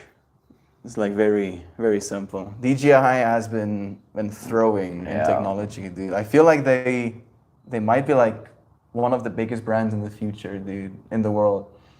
Depends on what they make and if they can keep the quality up. The quality is the big one, dude. Their It goes drones, dude. so fast, dude. Yeah, that's true. Their drones are the best on the market for the cheapest of prices, dude. They just released a new drone that is also in a league of its own for less than $500.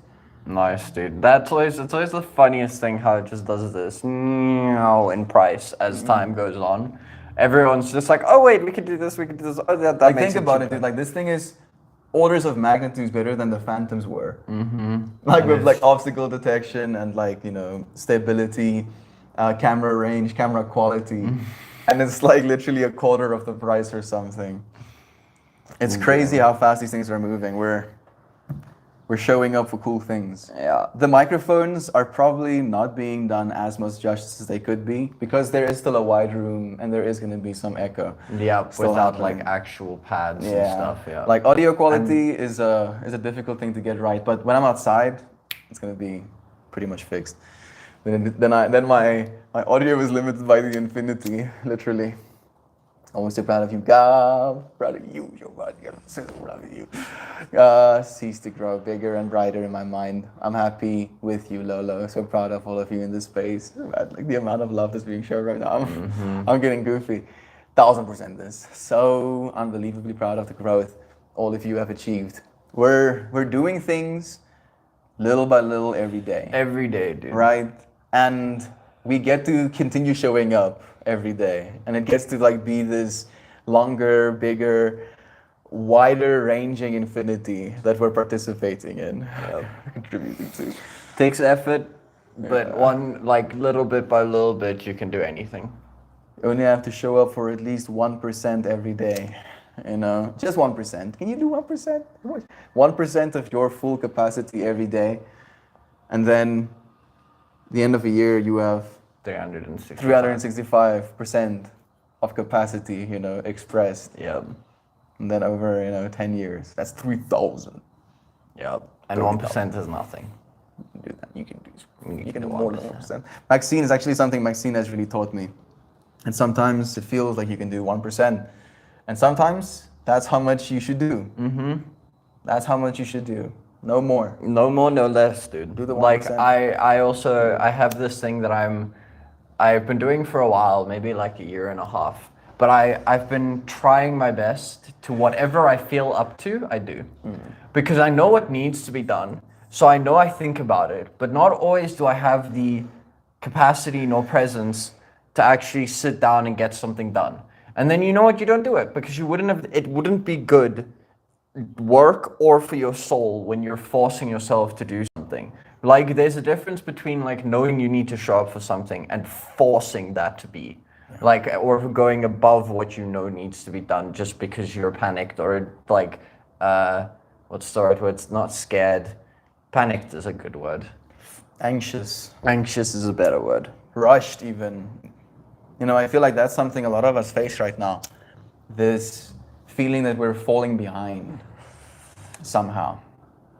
Things are moving so fast that we're falling behind. Bro, it's been slowly happening with me in fucking astronomy, dude. With the James Webb Space, I've given up, There's bro. so much happening. I can't anymore. I used to, I was pretty good with it. Like, I'm still pretty okay with it. But dude, there is so much. Just following just an in that. average explainer video of the current research being Hard, done. dude. You have to sit and concentrate, bro. My brain is getting My melted brain right now. breaks, bro. So I've come to understand that in this world that is ever increasing in capacity, you don't necessarily need to know everything still. You know to your capacity. Your capacity is different based Know on yourself. Yeah, dude. If you know exact like how good you are at something and how willing you are to put in the time, that's your capacity, dude. No. Like the stream topic for today is look at the world, look at another, and say, that's me. And like we were basically going through this fractal of like most of the hurt that we're seeing on our planet right now. You want some more? Okay, put it You down. can put it down. Comes from this perspective that I am this and you are that. And because you are that and I am this, I am somehow superior to or inferior. inferior to and have now an incentive to do one thing or another, right? So it's like this initial problem of being unwilling to see yourself in another that creates the separation. And then eventually we got zoomed out and we just look at the planet, realizing that ultimately you as an observer can point at the planet and say, that's me. Because you're existing as a part of that whole infinity, right?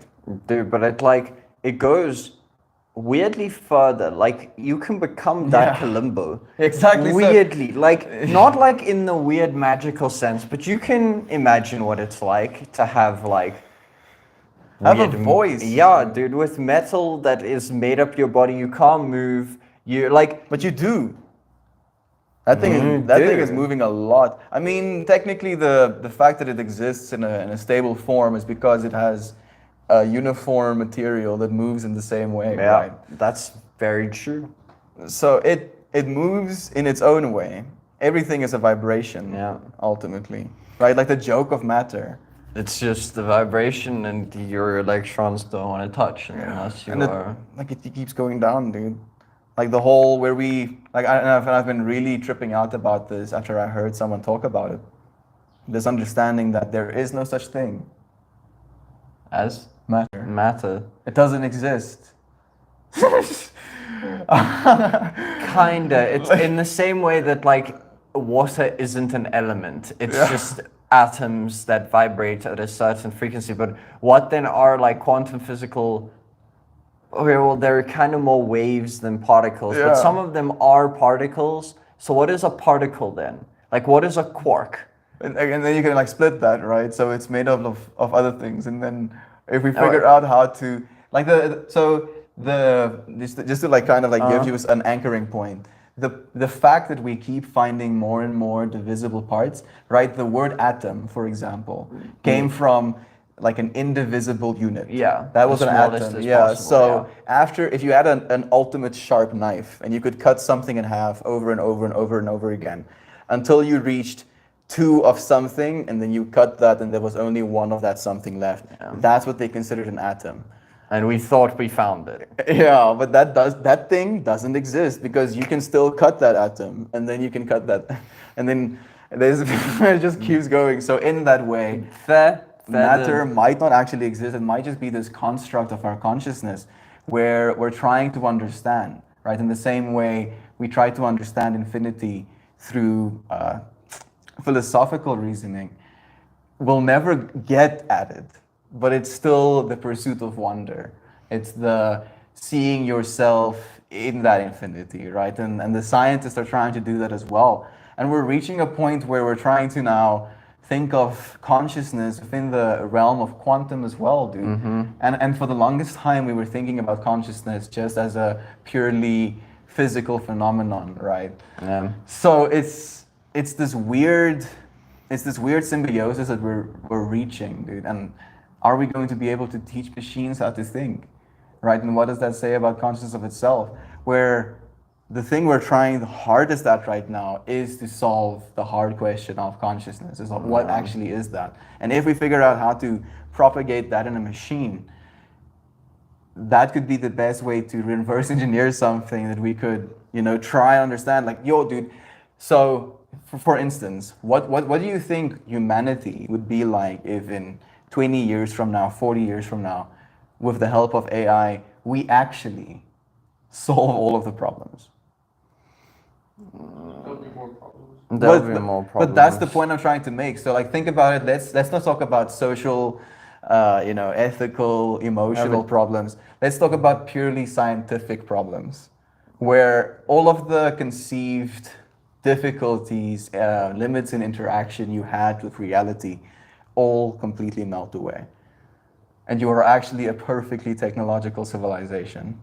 You have no more things to measure. You have no more problems to solve in the realms of technology that needs to be achieved for your betterment of a species. What is life like then?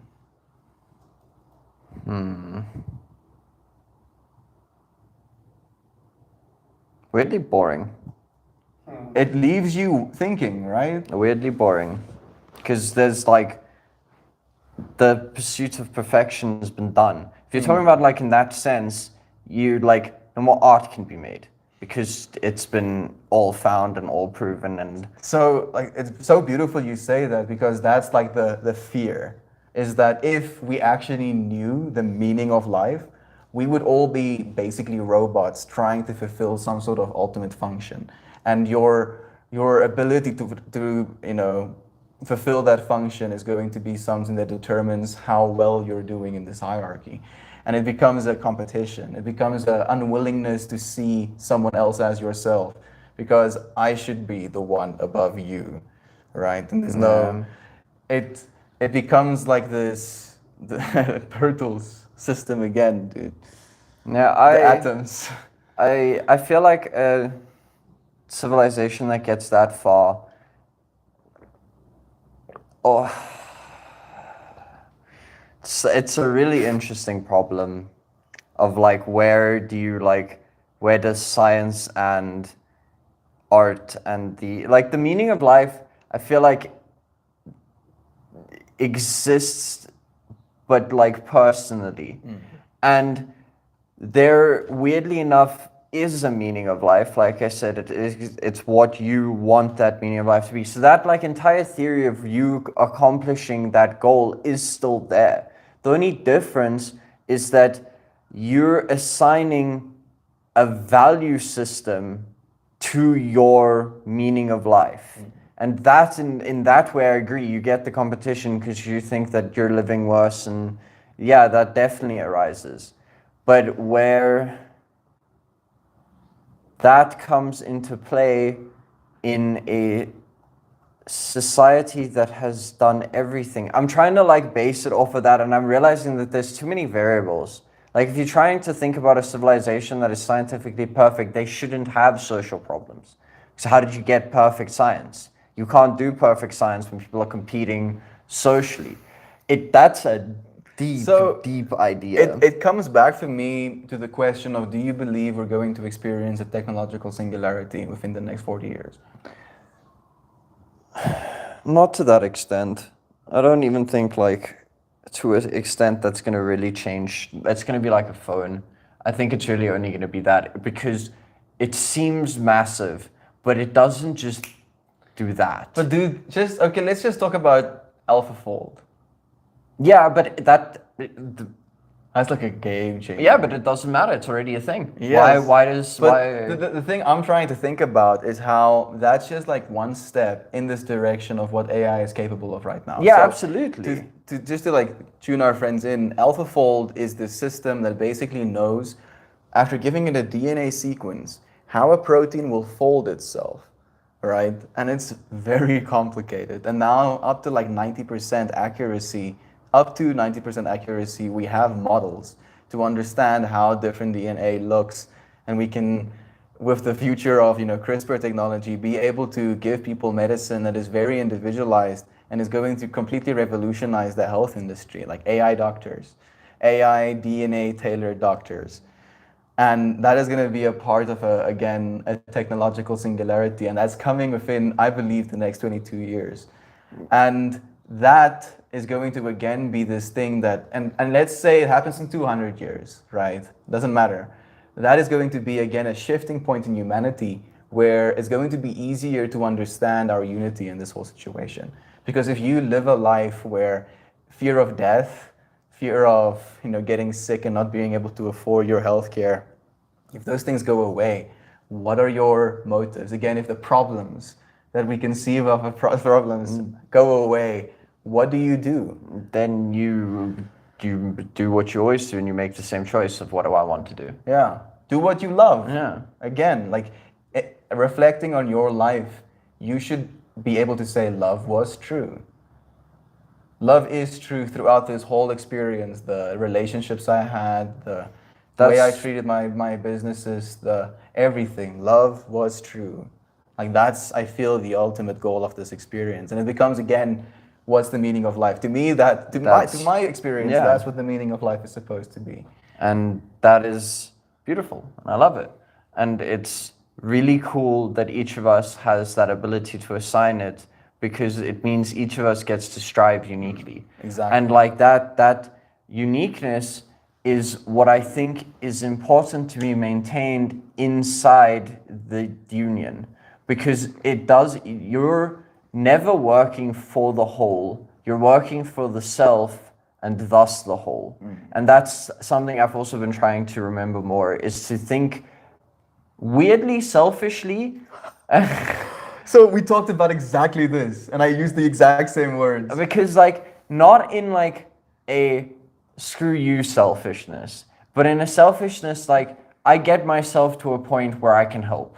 Like where you are comfortable to walk through the mall and smile at people. Where that type of where you can be selfish in the way to get there, that is where I think it's very important. Like and for me, it's like the data thing again, where the economics of taking care of people is going to make sense in a way where the people that used to be completely money driven to the point where they're unable to see other people as themselves, because they're so attached to this zero-sum game mentality of like, either I get the money or they get the money, and they're not me. If they get the money, I can buy myself nice stuff with their money, right? So it becomes this separating system that makes us compete against each other. Yeah, I agree. Money and numbers is an interesting thing. The tyranny of numbers. Yeah, dude. So the tyranny of numbers, fortunately, can be used in our favor to remind ourselves how sharing more love, more, happiness with the world begets more happiness in the world, where the same is true for unhappiness. You feel unhappy and the world feels more unhappy, versus you feel happy and the world feels happy. It's like a win-win versus a lose-lose. Yep. Becomes easier and easier to remember. It is remarkable how rapidly a truly encouraged virtue will increase, linked with the knowledge that with the aid of divinity within us, if we but preserve, failure is impossible. The power just came on as I read that message, Shan. Thank you for manifesting electricity. Technically, it's 3 minutes early. So, I appreciate it, Shan. I have not failed countless times. I've only found countless ways that didn't work for that particular scenario. Isn't that an Einstein or a Tesla quote? No idea, but I like the quote. Yeah, it's a good one. We're just learning how to get good. 65 days till the 777 stream. Much excited. I'll probably be back at home for the 777 stream. Well, 67 days is 2 and a bit months. I'm probably going to be guaranteed 100% at home. Yeah. I'm going to make some friends. I'll do like some crazy stuff or something.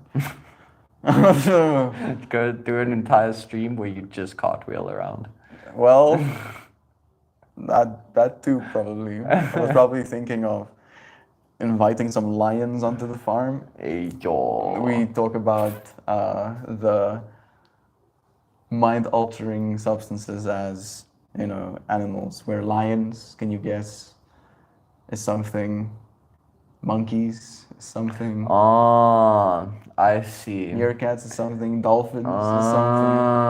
I see codes. Yeah, so. I was like, bro, if you find someone that has a pet lion, please invite me to. I want to hug it. Dude, that's actually like recently a new law that passed in America that it's illegal to have like large cats, officially, because can beget, a lot of harm. Yeah, see, what I'm thinking about is the guy up in Limpopo here that does all the lion training, and he has like a lion sanctuary for lions that were like rescued or stuff like that. You just get him, dude. You just cuddle his lion. They won't let you cuddle the lion, but I want to cuddle the lion. I feel lions are beautifully majestic, especially so when they're on one of my screens. Nah, And bro. I get to like literally be all up in their faces and see the little flies, and land on their faces and see the beautiful hair and stuff. And they're living in the wild, right? And then I can see them chase an animal down and devour it, and I can be like, ah, Ah, that's, nature. that's so nice, all the way there. All I want is, Oh. like the big mane just as a pillow, dude. And you just around. Ah, that feel. I want that. One day, maybe virtually, maybe it'll be virtual, and that's how I feel it. But Bruh, like I'm just imagining the scenario where you actually do get like hugged by a lion, but it's because it's mauling you it's to death. mauling you. That's a bit rough, It's dude. just like, the lion is. I'm sorry for being more. I can't wait till you figure out how to capture the magical audio moments of the sunsets in Africa. I think I will be able to with these things. I do believe so. Congrats, Scoob. I'm trying to quit them right now, although I would never admit to being addicted. Not addicted. You just really like them. like really like. Like your body will die if it doesn't get it. Shan, I've been patiently waiting. I'm predicting some amazing energy for that day's stream. I'll make sure invite some lions onto the farm. Really show up for it. Gateway. I used to be a chain smoker. If I could quit, anyone can. When you desire to quit sinks in a body deep and it really no longer serves you, you will be able to let the cigarettes go. Thank you for sharing that, Fractal. I quit cold turkey in 2010 after a customer told me I smelled like an ashtray. Oof. That's rude. And yet, it did something. I was bullied into losing weight as well. Sorry for laughing. You think that's funny? I do think it's funny when bullying actually works. I got freaking bullied. These dudes, I had my backpack over my chair, and I was doing my homework, and these oaks pulled my chair back. Fortunately, my bag kind of like stopped some of the fall back. These dudes were over me, grabbing my my pullover, like the short pullover jersey pullover. I'm sorry. And he grabbed me by it, and he was like, "Ons rook nie dagga in hierdie koshuis nie." Which basically translates to, "We don't smoke weed in this hostel." And I continued smoking weed, but at the same time, I committed to becoming uber jacked. So that I can rip that content apart if you try it again. And I did, Johan. I got uber jacked. I was so angry. I felt powerless in that moment. And I refused. I was like, me? I'm never again. Me powerless? I'm fucking power. I'm power. Wow. And it really did motivate me. And I noticed how it was like damaging me in other parts of my life as well. Because of that motivation, I was also super aesthetically obsessed, right? Where I had to look a certain way. To be this perfect. Exactly. I was like that. I had to be that perfect. Exactly. And it was like, because of how hard I've worked, this is how hard I've worked, I should be this. I should be that. Exactly, dude. It became a whole new trap, a whole new fractal that I was caught in. Yeah, one of your own design. Yeah. You could have just left it. But I mean, I can't unbully myself. You can't right? unbully yourself. I got bullied too. Yeah, exactly. So it was a defense mechanism, but now, fortunately, we get to grow. We get to reflect. We get to notice how we coped. Yep. And it's okay. I'm gay. Double D, double gay. I don't know. I'm like, now I want to go, hello, gay. I'm Melt Morris. Nice meeting you. Bro. Thank you for joining us, dear friend. Ends the stream on a fucking dad joke. Sometimes I go a month without. There's a romanticism about them, and it's hard to quit for good. Maybe you don't need to. I was having this conversation with Christian yesterday. If you don't want to quit smoking cigarettes, just instead of buying a packet of cigarettes, buy yourself really good tobacco. rolling papers and filters. And put in effort. And roll your own joint, your own cigarette, right? And then you get to experience that whole process, that effort, that dopamine curve. You get to do that for yourself every now and then you go again back to non-smoking.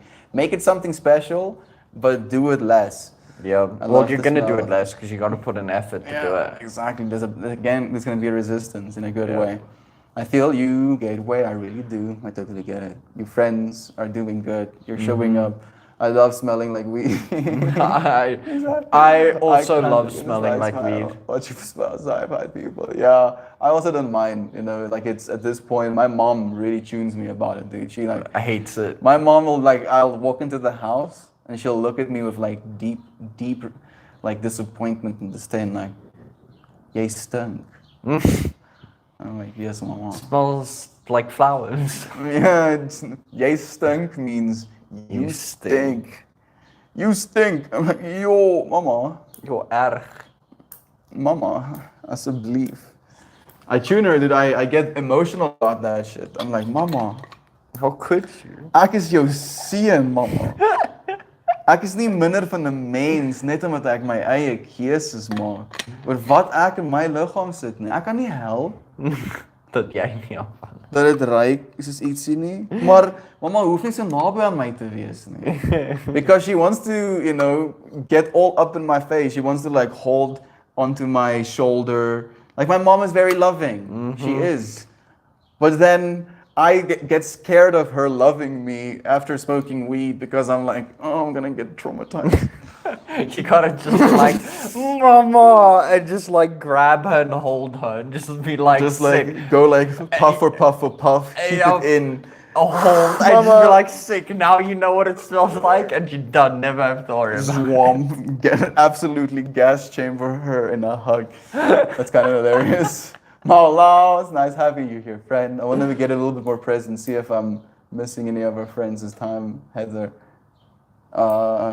one of the first streams I saw of Mel was very emotional. Estienne, you were in such turmoil, just thinking about it brings back heaviness immediately. We're learning, Heather. There's going to be heaviness always, but whether or not we're going to show up for it is where our power is. Mel, are you talking about Africa? I'm making a song for you. Thank you, Lewis. I appreciate so much that love. Saw a video about a guy. You can actually see. I'm sorry, I'll stop. My brain, my brain, like, you know, like I don't even need a Neuralink because it runs parallel, you know, operations of what the audio sounds like going out to the friend. And I'm like sitting as our friends, watching it right now, hearing the click, click, click, click, and I'm like, My brain's like, I need to do something. Ooh, pretty noise. what is And making I'm that sound right making- now? To me, it's like this weird resonance music that's happening. You know, like when I sit in like in a space of like watching something, I do the exact same thing, Johan. Like one of my favorites is like putting my finger in and then like kind of pushing it against each other, and then you know like there's a variation of where you can put it in between your knee, and then you can. The shirt a bit. So I'm like, this thing has been, you know, experienced. I understand. It's a problem. I really It's do a problem. understand. This is my addiction that I sit with. Yeah, so it's like again the whole, you're me. I am the same version of self, you know, wanting to play with that thing. Supreme is in his house, and Johan got the trio. This is when you actually walked in. Uncle Becky Yo. was here as well. You're still live. I am. We're doing a little bit of a longer stream again. Yo. This was so far behind. Oh. Yo. Ramblers here too. Yo. Allah sharing so much love. Thank you, dear friend. We got Susanna. so Okay, far behind. we're present. Vindura, it's nice having you, friend. Happy that you joined us on the YouTube side. I wanted to ask you too, but I was like, maybe Vindura wants to watch other people's UNA streams, dude. You can't just expect Vindura to join you. Thank you for finding yourself here, friend. Thank you, friends. This is hard. He was my first child to me. Went everything with me when it was a breakdown. He was with me. I feel Shannon said something My old man's doggo isn't doing well. I just watched his back leg give out, him fall right over on his side, and just lay there. Yeah. I watched Bingo, dude. Bingo is also our old dog. He was 16 when he passed, also going through this process of more and more reclining into himself. And then eventually, he just wasn't there anymore. But in the same way, like all of the experiences I've had with him, all of the snakes, dude. He kept our farm safe. He kept our Fuck house yeah, safe. dude. Dude. What So a many dude. snakes that he kept away from our home. What a lad. He did a lot, and everything he's done isn't going away. Yeah. Shannon, I know you know this. We're here with you, dear friend. Thank you for sharing the love. Seems we got ADHD melt today. I'm both tired and caffeinated. Bruh. You too? The tiredness has been a problem, dude. This weather of like just this constant. Yo, dude. You're both perfect. No, we're but reflections to you No, too. you. Right? So, thank you so much for the Uno love. reverse Right? card. So sorry, Shan. I've been through that a few times, and honestly, losing my old boy, he was 15, and we were together his whole life, was the hardest loss I've ever had. Hardest Yeah. heartbreak. I remember when my dog died as well. It's like this weird thing where you just see them go backwards, and then one day you're just like, wow, I'm sorry, but it's time. I can see you no longer. The thing that I always just try to do is to still treat him like he's a puppy. Yeah. To give him pets like he's a puppy. Like I feel like that really was something that I could at least do for him in his final days. I wanted to use free likes on you now. Thank you, friend. I appreciate that so much. Love to you, Shan. There's not much that can be said when your baby gets to that stage. It was hard for me to make the decision to help my boy transition. He went on the same day. I decided I'd take him. Yep. We did the same. I think at some point, like you'll know when it is the right time, because you could just see the quality of life isn't what you want for it. Yeah, like they're suffering. When they saw like what happened with us, he could no longer climb stairs. His back legs were too weak that he could just not get around the house anymore. And we had like this. Our backyard was like staircase into like a underground, and then staircase up to actual grass. So he had to climb like up and down the whole time, and it just wasn't working for him. So we had to make the call as well. So it is a part of life. It's sad they have to live less time than us, but that's the beauty of it. I feel the thing that I'm really feeling into is that Gab has new doggos right now, right? Like they're, I think, less than a year old, and he has two of them, and they get to be best friends. Like, and it really is, and it's something that Christian also mentioned to me, this difficulty in getting an animal, knowing that you're going to outlive them, right? But that's and it's, you can either not ever get the pet, not having to ever deal with that loss, or you can have all of that love, and loss comes as a result of how much love was shared in the first place. Yeah. Right. For me, it's always just been, it's way more worth. Like the couple moments of sadness that happens when you think of them is far outshined by the years of happiness. Yeah. So Day to day, moment to moment. I was lying on my couch watching TV, and all I wanted was a cat to just fucking be lying on my chest. I'm sorry, I keep hitting this microphone. I'm not used to it. I apologize for it every now and again. It's something you have to get used Yeah, to. but yeah, I wanted a extension of pet, yourself. dude, so badly. Just so like you have a companion, even when you have a girlfriend or a boyfriend, that like companionness that comes from a cat. Like I read this cute question that a guy posted already. He's like, "Is it weird to kiss your cat goodnight?" And one guy posted like, "What do you mean? Have you looked at their head? It's meant to be kissed." Such kissable. And I was just like, yes, I want a fucking pet so badly. I just need a place where I have enough outdoor. Well, bro, if you want a cat, your place is perfect, though. I know, but I want a puppy and a kitten. I want both. It's the thing I'm gonna wait for. Yeah, look at this dude. He wants everything. I want everything, dude. Why not? why settle for something when you could have everything? 11:11. Thank you, dear friends, for tuning in. Till that time is nearing. Goo. We love you. Shannon will be here with you for all of it. Love will remain true. Let's pull a card. Let's see if the universe has something to say on this tangent as well. Seeing yourself, right? Even in that doggo. I think that was the hardest thing for me watching Bingo, dude. Is I saw so much of myself in him. Even when he was completely blind and deaf, he would still find himself standing in the sunlight in the mornings, right? Getting all baked up, You're loving it. When you Loving can't his see life. it, you're... loving his life. Yes, Johan. Yes, thank you for resonating, dear friends. My cats are indoor only. You see, like they are pretty fine with that as well. You help make the space amazing and give so much love and kindness to everyone.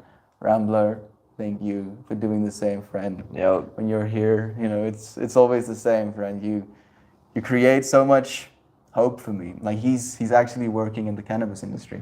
He's been like trimming a lot of weed, CBD rich Bruh, weed, and now he's gonna make like bath bombs and stuff. Oh, I empathize with you trimming, bro. Yeah. It takes... He says he tricked a bunch of friends into doing it. Yes, bro. I have learned. The last time I had one person helping me for one tree, dude, and it took 4 and 5 hours to do half the tree, dude. Fuck and that. The next time I do it, I'm getting 12 people, and we're all sitting with scissors, and It's we're a banging that mission. out. It's a mission, It really dude. is Well so done. much. Card energy, boom, boom, boom. I want to pull a card. I'm gonna do it now. Dogs have a way of knowing and letting us know. Saying goodbye to an animal has always been harder for me than for people. It's there's less baggage and still the same amount of love and appreciation, right? Like you don't have any reason to hate. Where with like our relationship in person, we can hate people for dying. Right? Dude, You you know how can't- many people are angry at their loved ones for dying? Dude? Dude, how? Look at Christian. How? They don't have a They choice. did. Oh, the choices they made up until that Okay, moment. maybe. Like you can maybe. be angry at people for dying, dude. That happens for a lot of us. I'm not the one that's angry. My sister is angry. Like I'm not saying that you're that. I'm saying a lot of people are experiencing that. Dude. Yo, I bro. adore trimming. Maxine is the best kind of psychopath. You're the best kind of The best kind of psychopath. psychopath. Yellow. I want to pull the card actually. So Okay, Maxine's go. religion is yellow. Let's see. More the merrier when trimming. Yeah, you know, like heavy. A lot of hands makes heavy work light. We recently lost our family big popper boy. He was a big polar bear protecting a farm. Aww. The hurt in lost phase as we recognize the love that we gained and created. We're so blessed to feel this love. I'm happy to be able to spend time in these moments with friends like you, right? Because that really is the only thing we can do in situations like this. Like we can tell ourselves stories of lack or hatred or loss when losing people or when acknowledging someone else's loss, right? Oh, I'm so sorry. I wish that didn't happen, you know. Oh, if only I could change it. Or we can just be with each other. Like, yeah, this thing happened. Here we are together experiencing it. Not running away from it, acknowledging it completely. I'm really People- impressed. Yeah. Maxine. I'm really impressed. Full yellow. I watched you yeah. like go to it, skip one, be like, no, feel back and take the one before it. That's trippy, dude. I trip out that our friends thinks I'm cheating somehow. Right? So then I'm like really trying to get it close to my face. So like my field of vision is completely cut off from being able to see it. And like this is trippy. There you go, Maxine. And this is one of my favorite like cards in the whole deck as well. And it's 47. Shannon, it's 47 as well. The fruit of life. It's a flower of life derivative. You want to look at that while I read it? do. Your abundance and manifestation. Mind reader. Nice job. It's my card. There we go. Let's hear what it says. Abundance and manifestation. This card takes us a step beyond the flower of life by removing the circular boundaries of the flower of life and adding another full rotation. We find a pattern of 13 circles known as the fruit of life. This pattern holds complex informational systems and is considered a female gateway. This abundance emerges from a water lily which represents our potential for enlightenment.